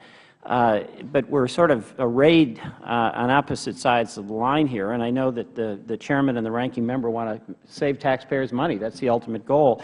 I'm wondering what you would think of us trying to pair off areas where we agree. In other words, Mr. Langford's doing good work in his subcommittee. You mentioned, for instance, duplication that makes no sense, VA and DOD records. Why don't we have one set of medical records? What if we paired that with getting rid of, say, the ethanol subsidy, where there does seem to be some bipartisan support, and you're doing them together? Or another pairing might be these oil subsidies that just serve no purpose and cost the taxpayers $53 billion. And we pair that with, following your advice, where we have different Federal agencies requiring the States to accommodate each one of their different standards for verification. It makes absolutely no sense. So how do we – my frustration here at times is that it seems like it's a political impediment that inhibits us from taking appropriate action that can make real progress. And in your testimony, you suggested to us that we look in the mirror, and frankly, I think that's pretty good advice. And my goal here would be to save taxpayers money. Where there's duplication, we can agree on it ought to be eliminated, let's do it. Where there is a tax expenditure that's just a ripoff from the perspective of the taxpayer, let's eliminate it. I mean, from moving ahead, making progress on what the Chairman and Ranking Member want to accomplish here, do you think that makes some sense? Well, it not only makes sense, it's essential if we're going to move ahead. You have a Democratic administration, you need an administration buy-in, you have a Congress that is divided, and when it comes to waste, one man's, you say one man's pork is another man's steak, but on a lot of these efficiency issues, I think we ought to be able to come together on this committee, sit down. We're not going to agree on everything, but there are enough things we agree on. Put together that report, and then you have to drive it. Then you've got to go to the administration, you've got to go to the floor. And look, let's face it, there are interest groups outside of this committee room that want to weigh in on some of these subsidies and the like. And it's easy to talk in a vacuum when you have your bean counters here. These are the numbers. But when you get outside, it becomes a little more difficult. So this committee, I think, could play a very vital role in coming together with a strong bipartisan report and pushing that, holding hearings on that. I think you could get getting everybody back again once you get some agreement on this and trying to drive it. The frustration I felt up here in 14 years in the House is just there's no sustainability to this. You get a report, you have a hearing, you get a little momentum, and it goes, you forget about it and you move on to the new thing. But this is something this committee was empowered to do when it was formed back in the 50s, and I think it's something that if we can, we're not going to agree on everything, but there are enough things we agree we could put together a pretty juicy report and I think save the taxpayers hundreds of billions of dollars. So I think it's a good suggestion. I would give you more time if I possibly could, because you were on all the right messages. Thank the gentleman. We now recognize the gentleman from Pennsylvania. We are a very Pennsylvania-oriented committee, as you know. Mr. Platts for 5 minutes. Thank you, Mr. Chairman. Certainly thank all three of our witnesses. Great to have all of you here and your insights. And Mr. Davis, I actually, with all respect to the current Chairman, I always want to say, Mr. Chairman, great to have you back as well. Let it out. Just keep letting it out.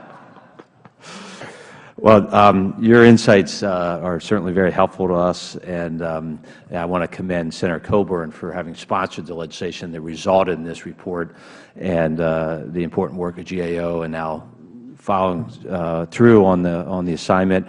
And really what I see is the beginning of the process, the first of what will be hopefully a lot of dialogue between GAO, this committee, and its important work. And Tom, you touched on it perfectly, sustainability, that we don't just talk about these things, but then we follow through.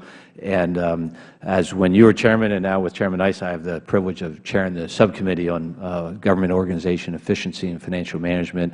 And I assure you we will do our best as a subcommittee to sustain this effort from the legislative side and working with all the parties. On a specific issue, I mean, when you think about what's in the report, what's highlighted, and the inefficiencies and duplication, the waste of resources, teacher quality, education of our kids, employment training, especially with unemployment, over 9% for almost 2 years, DOD, Homeland Security. I mean, these are all top priorities for our country and for our citizens, yet we know we can do a lot better with the resources we're putting into them. I guess two first questions, General Dodaro, to you, this probably be in maybe a follow-up hearings with you or staff and on the subcommittee level. As you looked at some of the duplication, and such as the $4 billion on teacher quality, is there any ability to give even a guesstimate of savings, administrative savings, if we took those, 82 different programs into even half that number? Any ability to give a guesstimate of that $4 billion? How much could we likely save from eliminating the duplication? I'll go back and take a look and work with the team, but I don't think we were able to do it because there are a lot of limitations on the amount of information that's available on what it costs to administer some of these programs, particularly those in this case that are administered through the state and local level. But we do believe there's plenty of opportunity here to consolidate programs, and as I mentioned earlier, In the Administration's proposal for education reform, they are already proposing to consolidate 38 of these programs into 11. And so I think there is a lot of opportunities. I don't have a cost estimate. I wish I did. And I think that's a positive sign here, your reference to Secretary Duncan and DOE, that looking at trying to be proactive in that consolidation effort to be more efficient.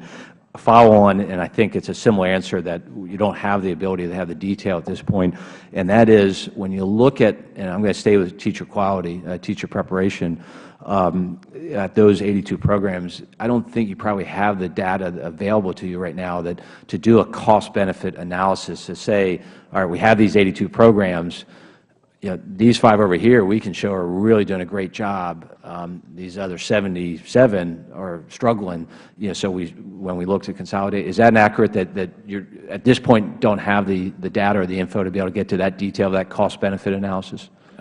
That's correct, especially for the smaller programs. And we do mention in the report that a number of the smaller programs are so small it's hard to evaluate them. And that makes under sense. $50 million number, that what administrative costs, what the savings would be. Right, that's correct. In looking ahead to the hearing process, I got to tell you, the temptation is to try to make the point about the duplication is to invite one representative from all 82 programs on just teacher education to come. We'd fill the room. There won't be any seats left to make the point that your report does, that we need to do a lot better here. Additional questions I'm going to try to squeeze in here. Improper payments, huge issue. You referenced $125 billion as probably the low end. That's what we know or think we know about. Who knows how much is really out there. Any specific recommendations? Because when we think of how to balance the budget and deficit reduction, it's entitlement reform, and 2 of the biggest areas of improper payments, Medicaid, Medicare.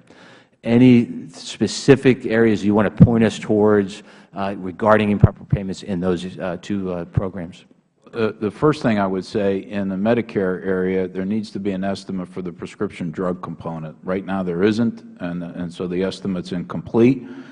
There are opportunities to use more information technology up front to help detect, and we're looking at and evaluating opportunities right now. We talked about it at the high-risk hearing with Chairman Issa, and so we're looking at that issue.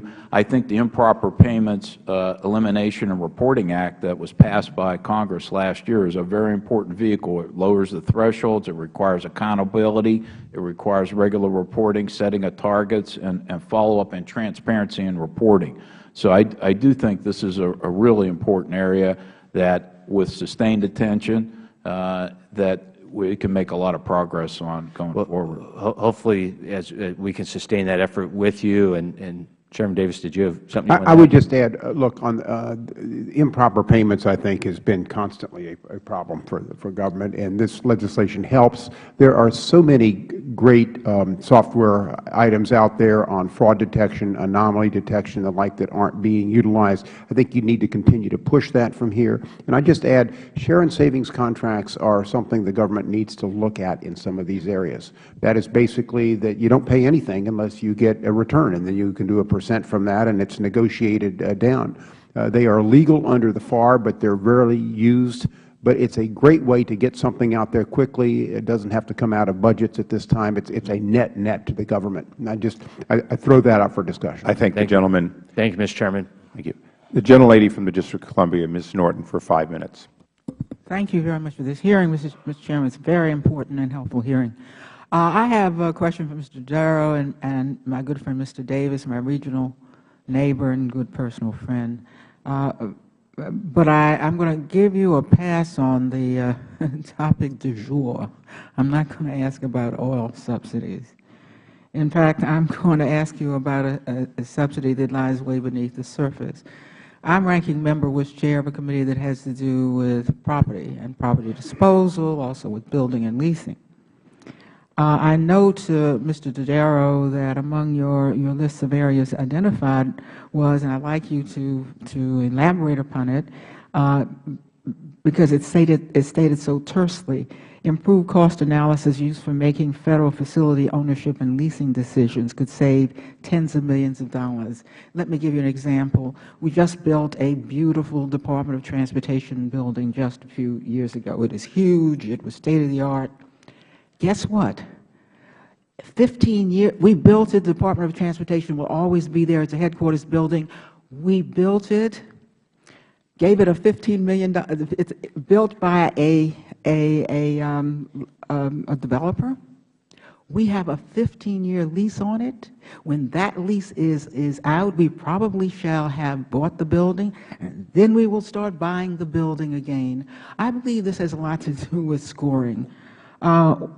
What changes do you think should be made, and who should make it? We run up against this huge, humongous losses. It's not tens of millions, it's billions of dollars, because we don't do real estate the way the private sector does it. How should we change scoring? Who should do it? Is it administrative? Does it take an act of Congress? We've recommended that OMB come up with a proposal to be able to deal with this issue. That's not been done yet, but it's a combination of action by OMB working with CBO and the budget committees that really would have to make a change in the scoring rules. I think it's appropriate. There needs to be flexibility. It's not always one way or the other, but there needs to be a good cost-benefit study, and the government and the taxpayers would benefit. Yeah, all I'm asking for is that the Federal government not have one way of doing real estate transactions while the rest of the country does it another way. The first thing you got to look at is, why does everybody else do it that way? Why do you buy a home with a mortgage? And if you're the Federal government, you have to put the money straight down. Why is that better for the taxpayers? Mr. Davis, I was interested, in light of your this is so Davis-like, win-win approach to things, this notion of trying to find ways to work together on these things.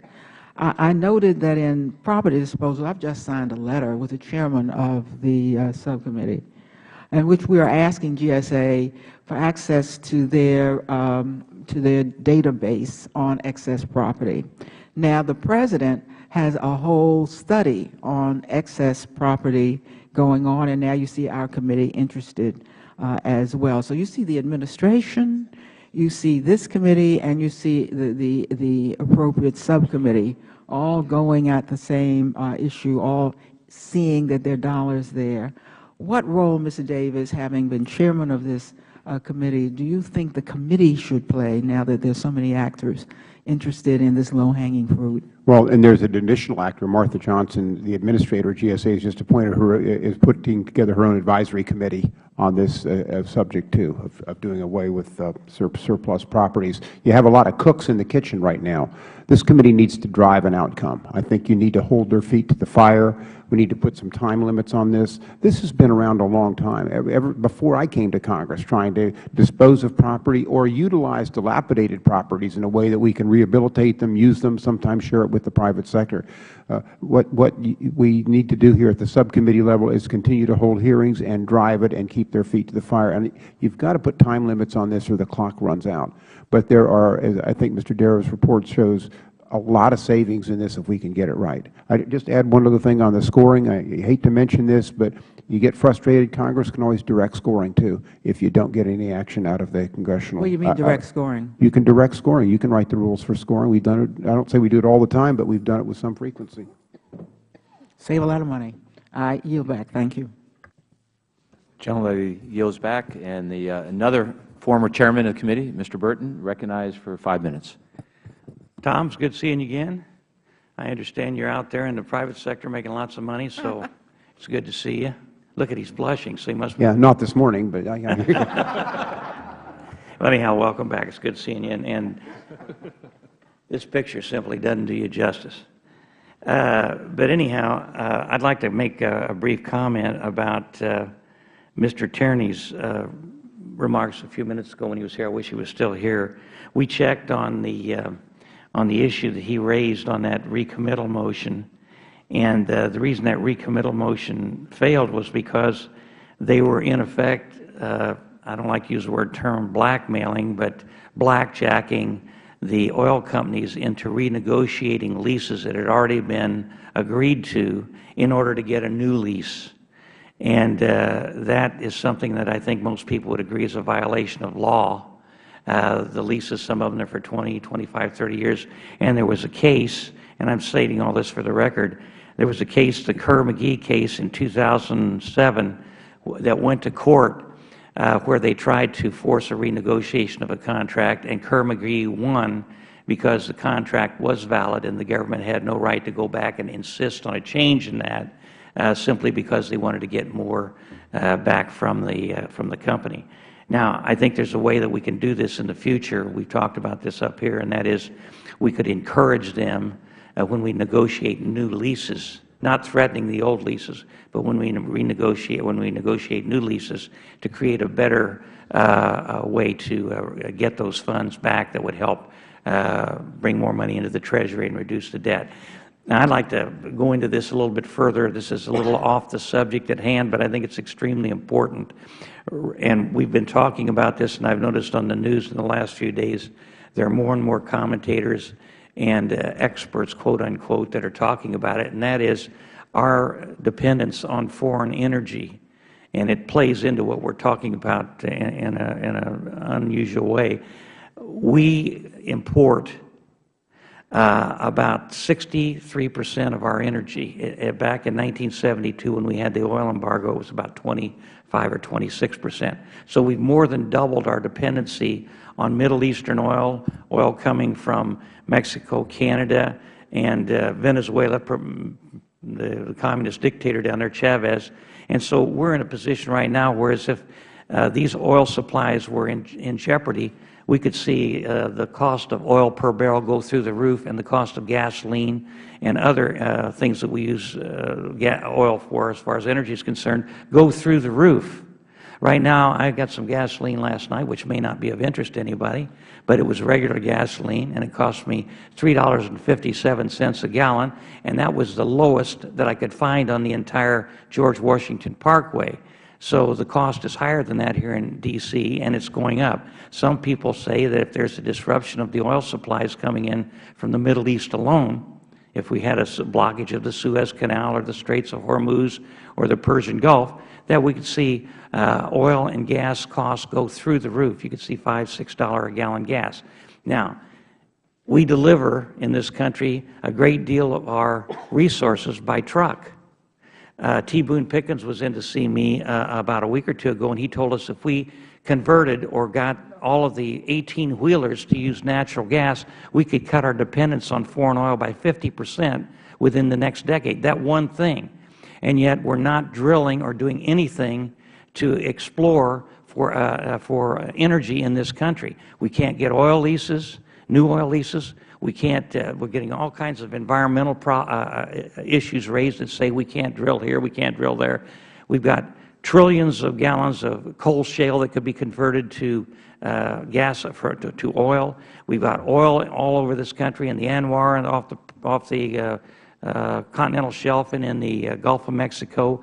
We've got trillions of cubic feet of natural gas, and we're not doing anything. And so we are, in effect, creating a greater dependency on foreign energy than we ever have in the history of this country. We've gone from 25% to 60-some% dependence on foreign energy since we had the oil embargo, where people were walking 4 blocks to get a can of gas to get to work.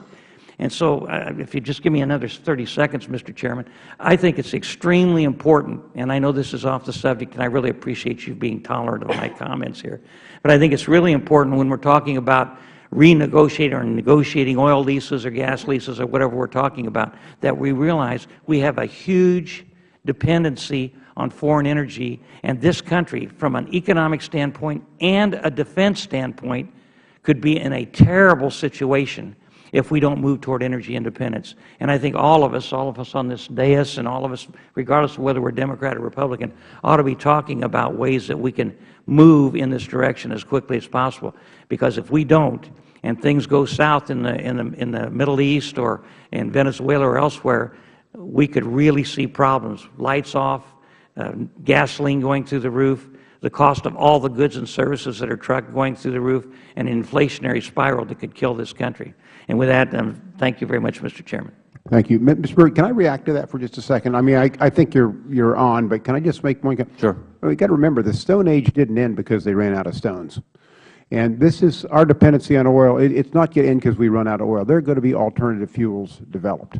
And that, I think, continues to be the long-term strategy. What is the most frustrating is about Congress's inability, and I was part of this, to come to grips with some kind of defined energy policy that has more domestic production, as you have noted, more research and incentives into alternative fuels, which we have started to do, and then more conservation. I mean, it's a three-pronged deal. Yes. The parties should be able to come together on this, or exactly what you say is going to happen. Mr. Chairman, let me just make one brief comment, and that is the things that Chairman Davis just mentioned is absolutely accurate. We need a comprehensive approach. But a lot of these things they are talking about are going to take time. It's going to take 5, 10, 15 years. We don't have the luxury of time, and we need to get moving on energy independence right now. Thank you very much. The gentleman yields back, and having had the privilege to serve under both former chairmen, how could I not agree with both of you? But you make great points that when we talk about energy independence, it's economic security, it's national security. They're all intertwined. So with that, yield 5 minutes to the gentleman in Missouri, Mr. Clay.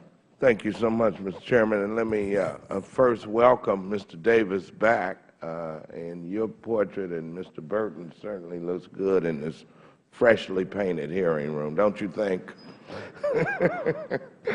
Let me start my questioning with Mr. Dodera, and thank you for your testimony and recommendations on ways we can make the Federal Government more efficient and save taxpayer dollars. I would like to focus on the Department of Defense. I'm concerned about DOD's pattern of negative appearances in GAO reports. As we continue to increase DOD's budget, the agency continues to be plagued by inefficiencies, duplicative programs, waste, and in some cases fraud.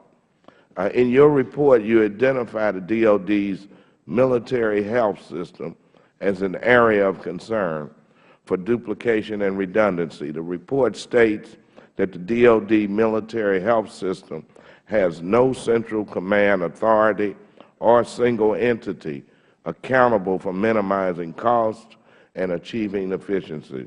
And that's very troubling given its mission.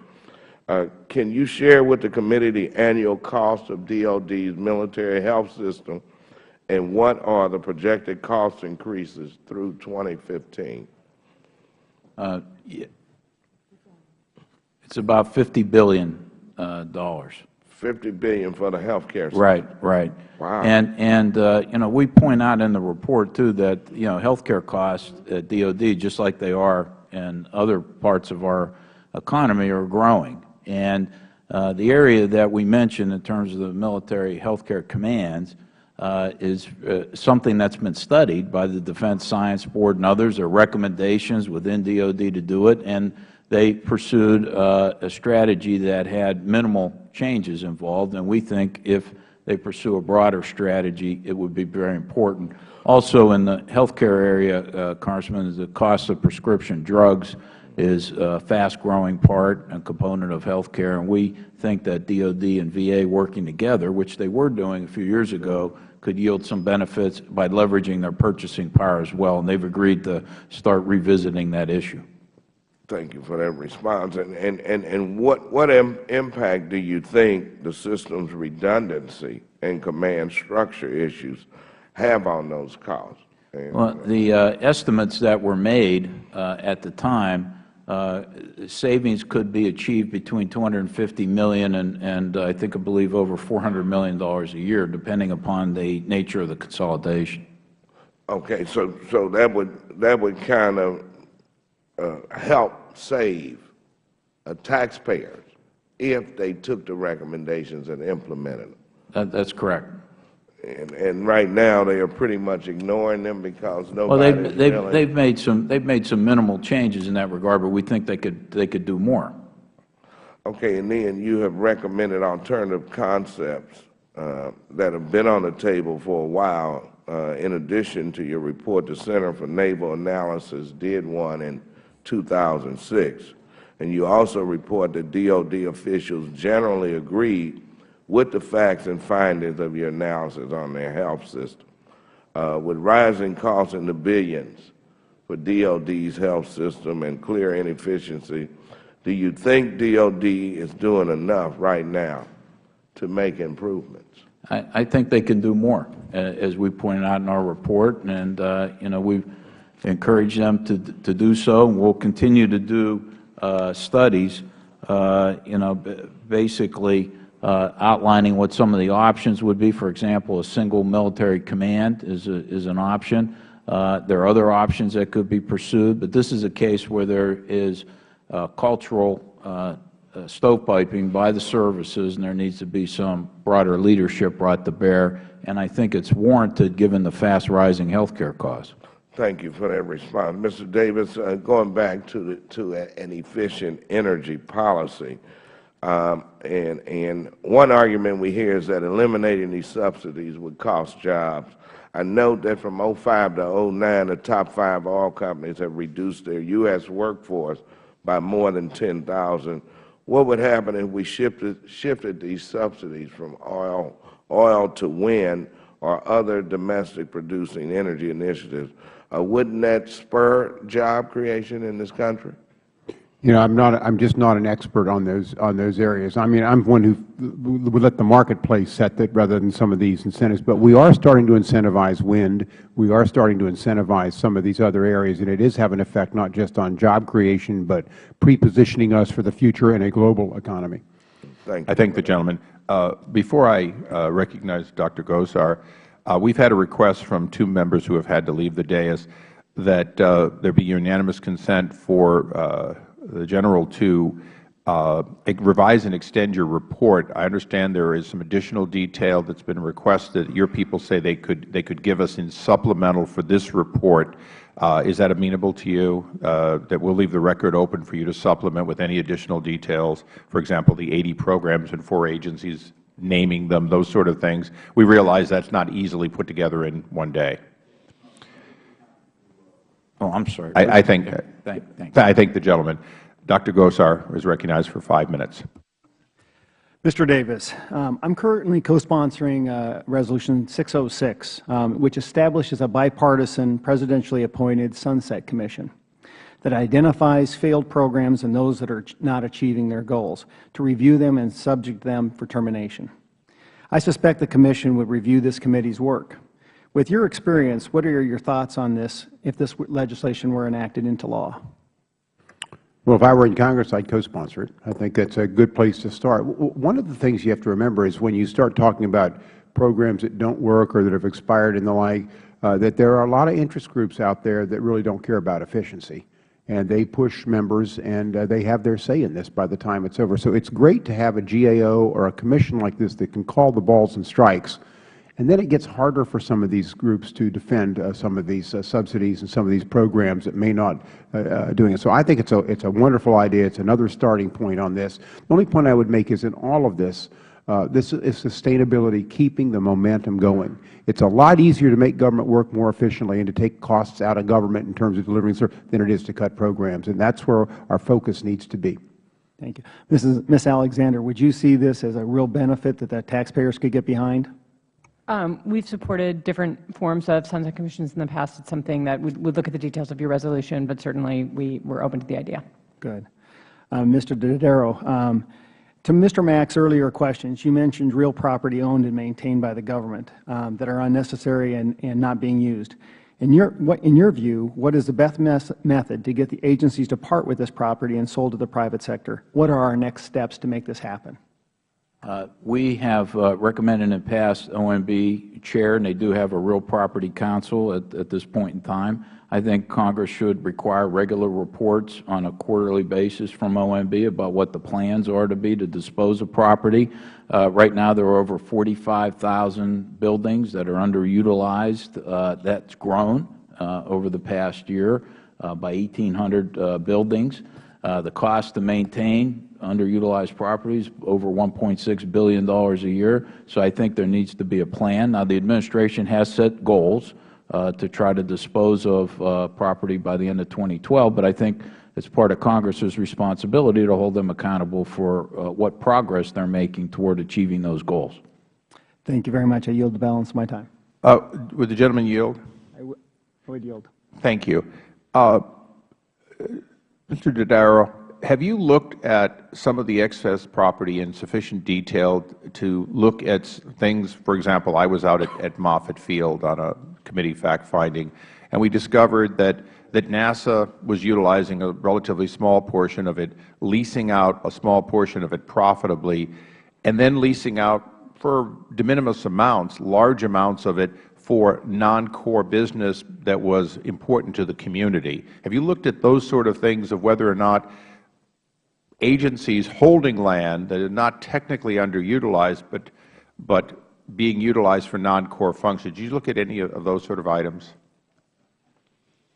I'd have to go back and check with my team and to be able to provide. I'll provide you an answer for the record, Mr. Chairman, on that.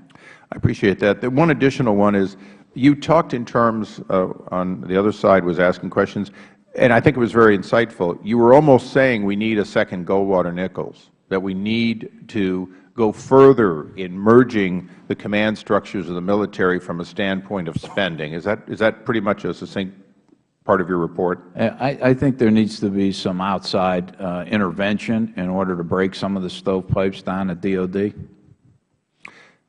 Chairman Davis, you've certainly seen this, and you were here for the BRAC process. Would you say that, in fact, that's one of the things the committee should look at is lessons learned and failures, if you will, post-BRAC, when they no longer belong to the military and yet they're still costing the taxpayers? Well, one of the problems, I mean, the McKinney Act was passed, I think, with the greatest of intentions, but at the end of the day, I think the priorities have shifted from how do we use this land in the community in some cases to how do we put this back on the tax rolls, which also help those communities, and how do we get money back to the Federal Government. We're borrowing 40 cents on the dollar. It's just not sustainable. We have to start looking at costs. I agree. Thank you. And one last question as a follow-up, Ms. Ryan, or Ms. Alexander. You've been very supportive of many fixes. I remember that your organization and several others were supportive of us stripping the courts of the ability to make the decision that they unfortunately made that puts us with these billions being lost through oil leases that were flawed.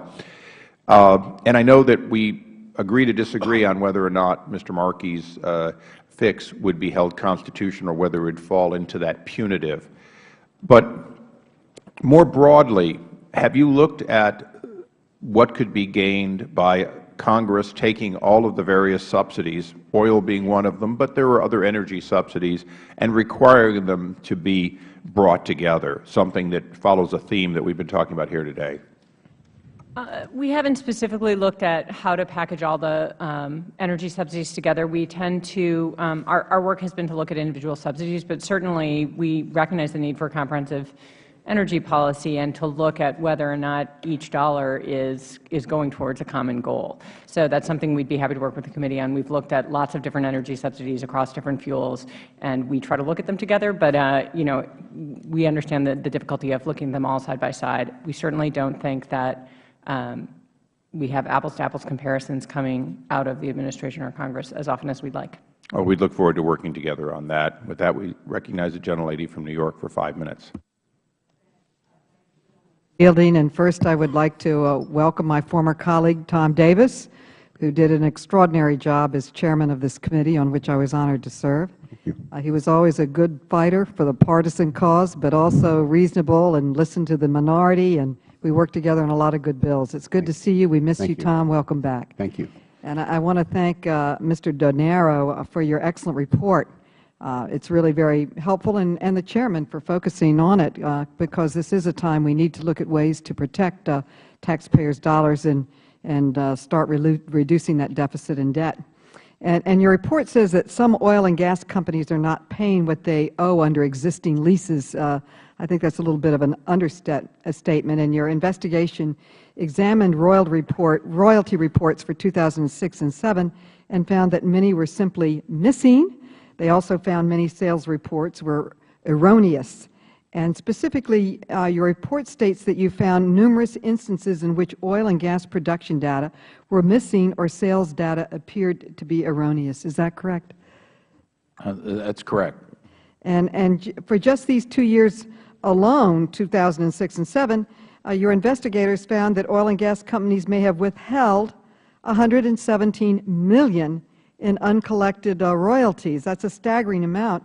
And your report indicates that one reason this may be happening is because we rely on oil companies to self-report.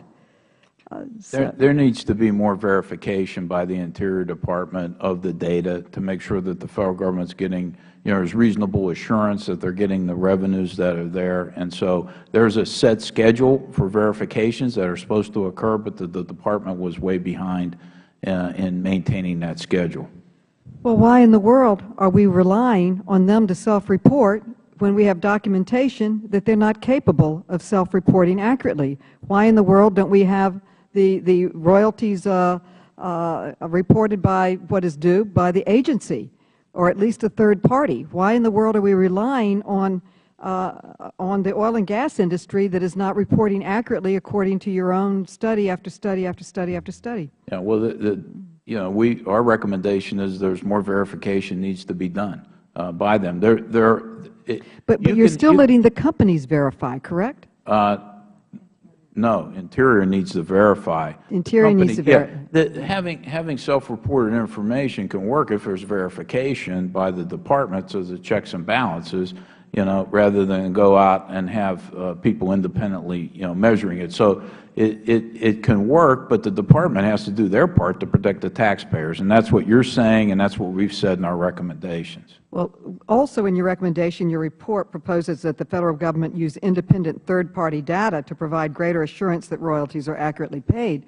But my question, do you think it's better to have a third party or just have Interior do a better job verifying? Well, Interior needs to do a better job verifying it. They can use their own verification. They can use other third parties to corroborate as well. That's what we do in doing our audits and verifications. You should use everything that's available to you to corroborate data to make sure that the reporting is complete as possible and the taxpayers are protected and we're getting the revenue that we deserve. And how much do you estimate we'd be able to bring in if they verified it in an appropriate way? Yeah, we don't have an estimate right now. And why is it taking so long? Are they verifying now in a better way? Have they taken the steps to respond to your recommendations?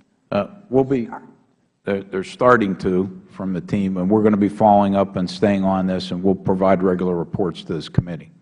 Well, do you think it's important that maybe we need to legislate that they verify to make sure it happens? Yeah, well, what do we do to make sure this happens? Well, I think you ought to have Interior up here and explain what they're doing and the importance of doing it. I think a regular oversight's important. We've done work. The Inspector General's done work over there. We're continuing to do our part, and so I think that it's good to have sustained follow-up with the Department that's responsible for handling these matters. Well, I regret that there was an amendment that I authored in another committee, and the debate went on just until now, so I missed a great deal of your testimony. In the 21 seconds left, I'd like to ask you, in your report, what other area in government can we manage better and save funds? Obviously, the oil and gas is historically been an area of tremendous abuse, particularly on oil extracted from federally owned lands.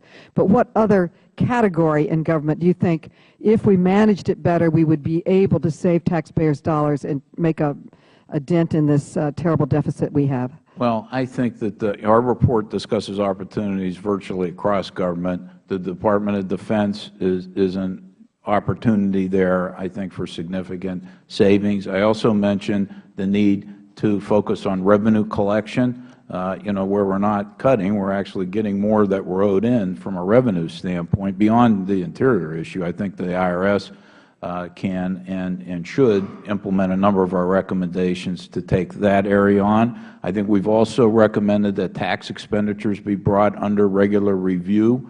That's almost as much as discretionary spending in a year in revenue foregone. So I think all those are really good opportunities to be able to save monies and to be more efficient. But in tackling our deficit, efforts there have to go beyond just these programs and to entitlement spending as well. My time has expired. Thank you. I thank the gentlelady. Mr. Davis, I think you wanted to respond. Ms. Miller, I just wanted to, Mr. Issa had asked a question earlier where he talked about, asked something similar. There's a lot of savings between agencies. where they can start sharing services. And I know they allude to that in the report. That wasn't just the focus of this report.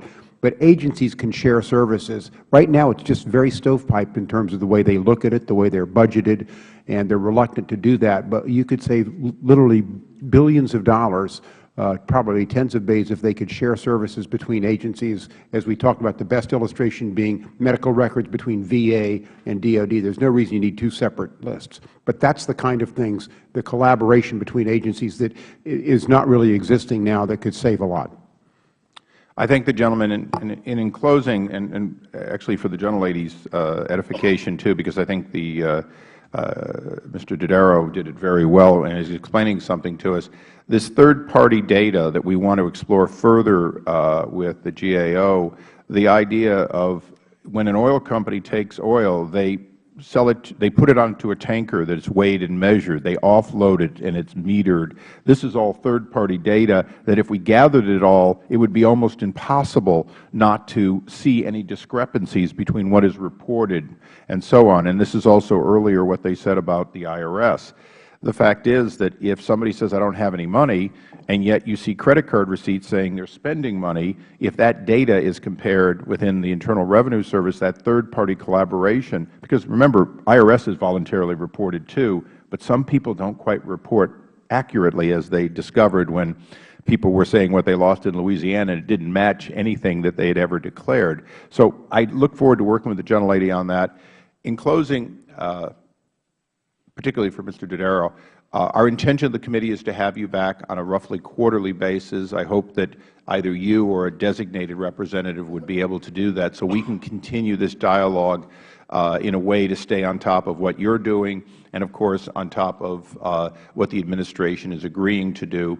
Additionally, I want to again repeat for the record that the commitment to go after a number of areas you've covered here today, including natural gas and oil, and find constitutional ways to keep from losing the money that we are losing. And particularly, we're going to have the new agency, the Ocean Energy Management, the old MMS.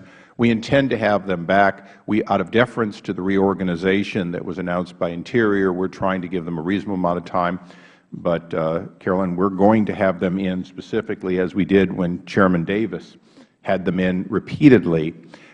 So I want to thank the witnesses today. I'd like to have you all back. I suspect because of your expertise, we will have you all back, and this committee stands adjourned. And my statement in the record. Oh, sorry. And unanimous consent. Unanimous consent that your statement and all statements may be placed into the record for up to 7 legislative days, and all of you, by unanimous consent, may revise and extend for that same period of time. We stand adjourned. Thank you very much, Mr. Chairman. Thank you, Mr. Chairman. Thanks. I just wanted to mention I was on the floor with Horn and doing a tribute to him.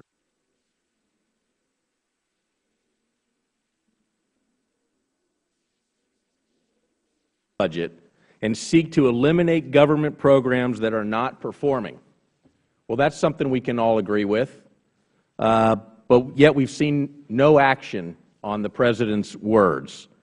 Then we have a hearing today where we invite the Director of OMB, which is a presidential appointee, and he refuses to show up.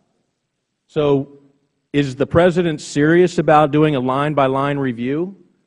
Is the Director of the OMB, is he trying to hide or duck the questions? I mean, it's outrageous that we find ourselves at a hearing where we have an opportunity to do something good for the American people, and that is cut spending and cut this budget and get rid of waste. Mr. Chairman, you talked about the duplication and $100 billion, and the Director of OMB won't show up to give us an opportunity to ask questions and find out what we can do to cut this $100 billion, to find another $100 billion to cut, to try to bring this budget in line. I think it's outrageous that the Director doesn't show up. I think it shows a disregard to the legislative branch and the separation of powers. It says to me that the administration and the Director of OMB is more interested in talking a good game out in the public, but doesn't really want to get to the hard work. So, Mr. Chairman, I look forward to this panel. I look forward to your leadership, but I am extremely disappointed that the Director didn't show up, and I'm not sure that this administration is serious about cutting spending if they can't even send the Director. I thank the gentleman for reclaiming my time. Our invitation to the Office of Management Budget will remain open. I thank the gentleman for his comments. I now recognize the distinguished ranking member for his opening statement. Thank you very much, Mr. Chairman, and I thank you for calling this hearing today. And I just want to go immediately to what Congressman Mack just said. I don't think the President is hiding. Or the OMB is hiding anything. The fact is that the President, in his State of the Union, made it clear that he is about the business of addressing these issues, and OMB is currently in the process of conducting its own analysis of effective ways to streamline the government, improve services, and cut unnecessary costs. This task is critical to ensuring Federal programs are working as effectively and efficiently as possible, and that is why I signed a letter with the Chairman requesting for ongoing updates as OMB takes on this monumental task. It's my understanding that letter will be going out as soon as we get the signatures of two Senators Collins and Lieberman, I think it is. But I want to make it clear, and I do believe that, again, one of the things about this Chairman, I know he likes to do things effectively and efficiently, and so I would think that OMB, there will come a time when OMB will appear before us and will be in the best position to provide some testimony that will be helpful. Now, Mr. Chairman, it is certainly good to see all of our witnesses here today. And to Chairman Davis, it's a pleasure to see you again. Your name has been evoked quite favorably around here, and so it's good to see you and Mr. Darrow and Ms. His picture is shining down on us. Oh, my goodness. And Ms. Alexander, it's good to see you again. Today we will hear the results of a report issued by the Government Accountability Office on duplicative programs and major opportunities to enhance.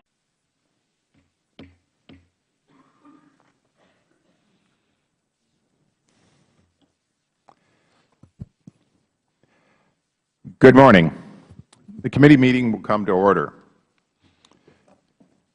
As is the new tradition of this committee, we'll begin by reading the Oversight Mission Statement. We exist to secure two fundamental principles. First, Americans have a right to know their money Washington spends and takes is well spent. And second, Americans deserve an efficient, effective government that works for them. Our duty on the Oversight and Government Reform Committee is to protect these rights. Our solemn responsibility is to hold government accountable to taxpayers, because taxpayers have a right to know what they get from their government. We will work tirelessly in partnership with citizen watchdogs to deliver the facts to the American people and bring genuine reform to the Federal bureaucracy. This is the mission of the Oversight and Government Reform Committee.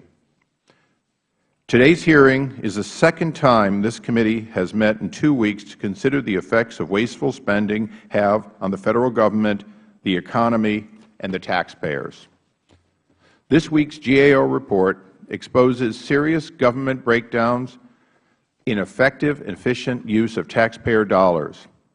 By conservative estimates, the duplication and fragmentation highlighted in the GAO report represents over $100 billion in annual losses.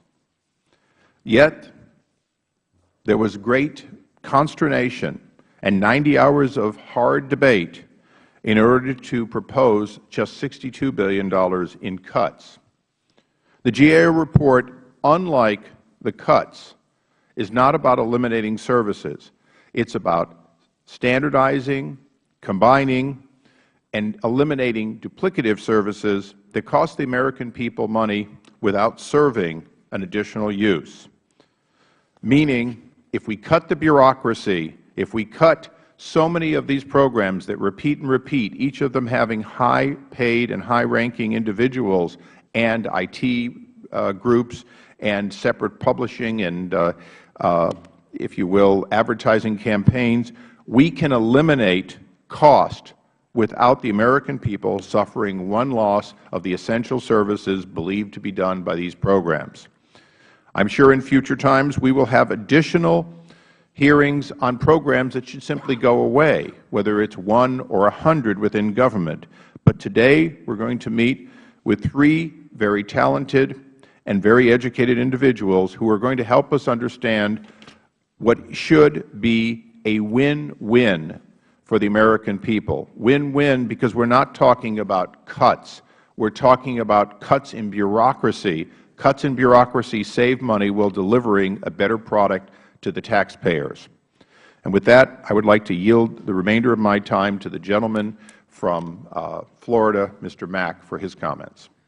Thank you, Mr. Chairman, and appreciate the hearing today, and I look forward to hearing from our witnesses. But something strikes me as odd, and that is we've heard the President say over and over again, and let me just quote, that he's going to conduct an exhaustive line-by-line review of the Federal budget. Federal revenues. First, GAO's report demonstrates that there are real opportunities to streamline Federal programs, save taxpayer dollars, and deliver services more effectively and efficiently. For example, GAO identified at least 31 entities within the Defense Department that are supposed to address the urgent needs of war fighters. GAO reported that there are challenges with the Department's fragmented guidance, and GAO raised concerns about the numbers and the roles of the various entities and processes involved. Solving these problems will take dedication, bipartisanship, but it will help both American troops and taxpayers. GAO's report also describes numerous areas where we can recover hundreds of billions of dollars in Federal revenues.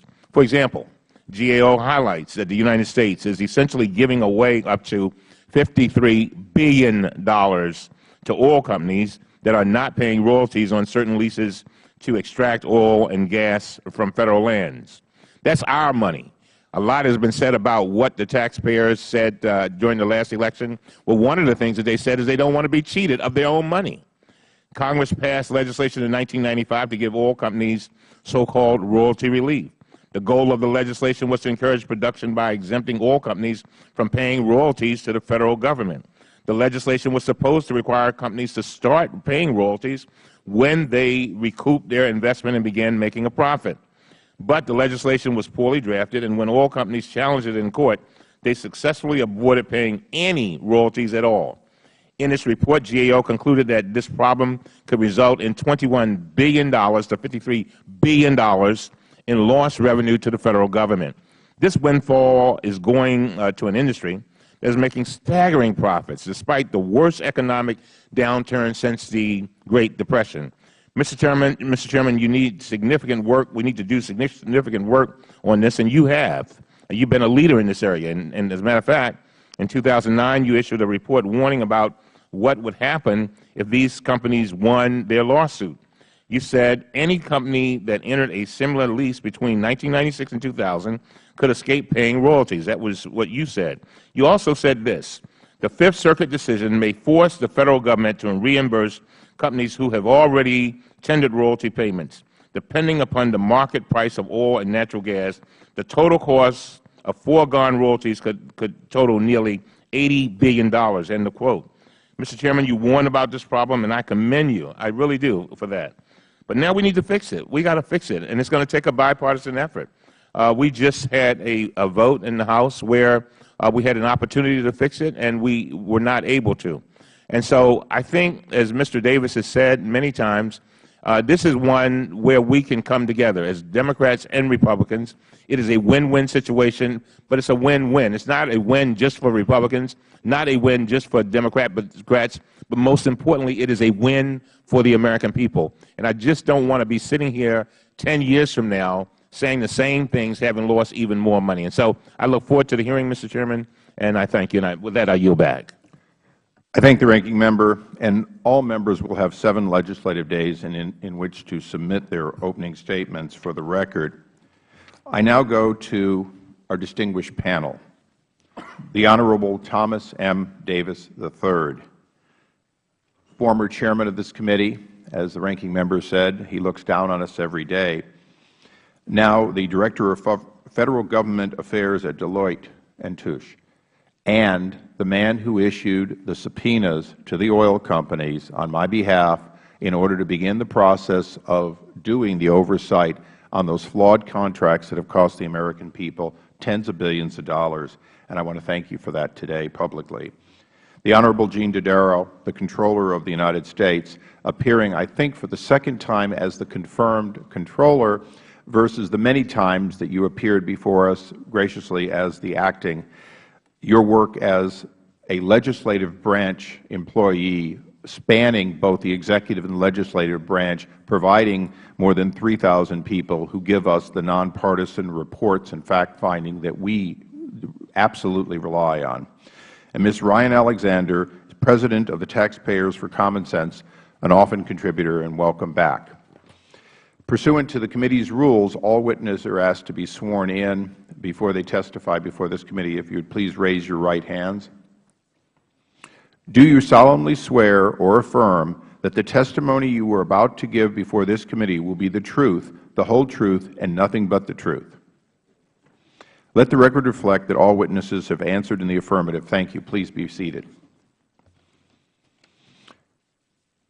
In order to allow time for discussion, and as my predecessor would say, a long-standing tradition is that you will have 5 minutes. There will be a green light for as long as you may talk freely. There will be a yellow light to warn you that your time is elapsing, and I will be understanding for you to complete your sentence or paragraph, but not much more once it turns red, and that will allow a healthy dialogue afterwards.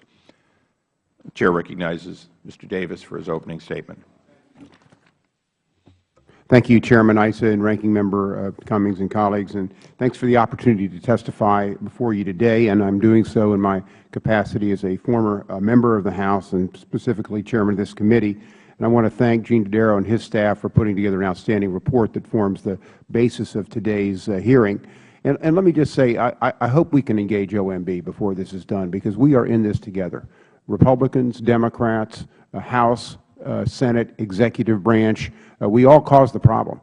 And I think we all need to be there to solve it as we look forward to this. And I'm disappointed they're not here today, but I think in the future we need to make sure they're engaged. I think they're doing some things over there we need to hear about. During my tenure, I examined how the government could operate more efficiently, focusing on governance issues, procurement, IT policy, civil service, governmental organization. In this process, I've long said the way we try to extract savings from the Federal Government is to simply cut off fingers and toes rather than to go after the fat that's molded throughout the body politic.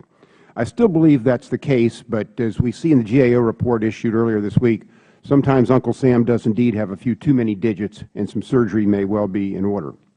So where does the blame lie? As I noted, there's plenty of blame to go around. There are a lot of places to point the finger, and let me start with Congress. Duplicative and overlapping programs frequently exist because of the way that we in Congress legislate. Indeed, one of the earliest and most enduring lessons I learned upon my election to the House was that jurisdiction trumps all. So while two different members believe there may be a need for a given Federal service, they will surely write the authorizing legislation with their individual committees in mind. For example, if a member of the Education Workforce Committee wants to enact a job training program, they will write the legislation to ensure it falls under an agency in that committee's purview. The same would be true of a member of the Veterans Administration. A member of the Financial Services might link job training to low-income people in order to guide such a program to HUD. Thus, we find 3 different programs with essentially the same goal, job training under 3 different agencies. Under this arrangement, they are all funded differently, measured differently, and administered differently. Common sense suggests they should be combined to take advantage of economies of scale, or even just to make it easier for the citizens to know where the programs exist. We can blame the bureaucracy, but in many ways, in Congress, created the many-headed monster we bemoan in an attempt to protect our jurisdictional prerogatives. Another point that should be examined, in the quest to corral duplicative or overlapping programs or to implement broad personnel reforms, the need to implement government-wide solutions is often discussed. But while the executive branch has the ability to affect such efforts to a certain degree, again, the compartmentalization approach that Congress takes often prevents the type of holistic action required. This is especially true of the appropriations process, in which all the subcommittees would have to agree to provide funding for a given initiative, a task akin to asking a cat to take a bath. Finally, there are areas where unnecessary duplication at the Federal level has ramifications at the State and local levels. Congress should examine the myriad reporting requirements of Federal programs, human service programs, educational programs, and transportation programs to see where we can make better use of consolidated systems. With existing technology, it seems unnecessary to have every State maintain its own reporting system for a given Federal program when essentially the same information is required from everybody. Government-wide in the executive branch, the same culture exists. Too many agencies have erected stovepipes for the delivery of IT services, personnel rules, and internal protocols. The result is that seamless congruencies in communications and information sharing are rare between government departments. Information gets lost, analysis becomes disjointed, and operability becomes hindered. OMB can serve as an effective catalyst for establishing cooperation and communication between agencies, which could in turn lead to an exponential increase in efficiency. It has the authority and the mandate to do so. Unfortunately, in the administrations of both parties, the Office of Management and Budget simply becomes the Office of Budget. The concentration falls on the budgetary aspects of agency spending, when in fact a management review could yield much more long-term savings. The key to success is focusing how services are delivered, how services are procured, and how information is gathered and analyzed. In these areas, the executive branch seems to be deficient. Reorganizations, mergers, and assimilations of redundant programs are not government skill sets. Often, attempts to reorganize are thwarted by inadequate time constraints, unwilling employee participants, and skeptical Federal managers who know that a slow roll or waited-out approach will always trump the most ambitious change management efforts. So what can Congress do and what can OMB do to improve the situation? From the congressional standpoint, a complete restructuring of the committee system is unlikely. A first step to avoiding a program duplication or inefficiency, however, might be a CBO-like review of newly proposed programs prior to floor consideration. In closing, let me just say there are good, dedicated people working in government, but upon examination of how they are employed, it is clear that some of them are doing tasks they don't need to be doing, performing under regulations that didn't need to be written, filling out forms that shouldn't have been printed. I hope today's hearing marks the start of an effort and a sustained effort to address these issues. Again, I appreciate the opportunity to share my thoughts. I look forward to your questions and ask that my entire statement be put in the record. Without objection, so ordered. Mr. Dodaro. Good morning, Mr. Chairman, Ranking Member Cummings, and members of the committee.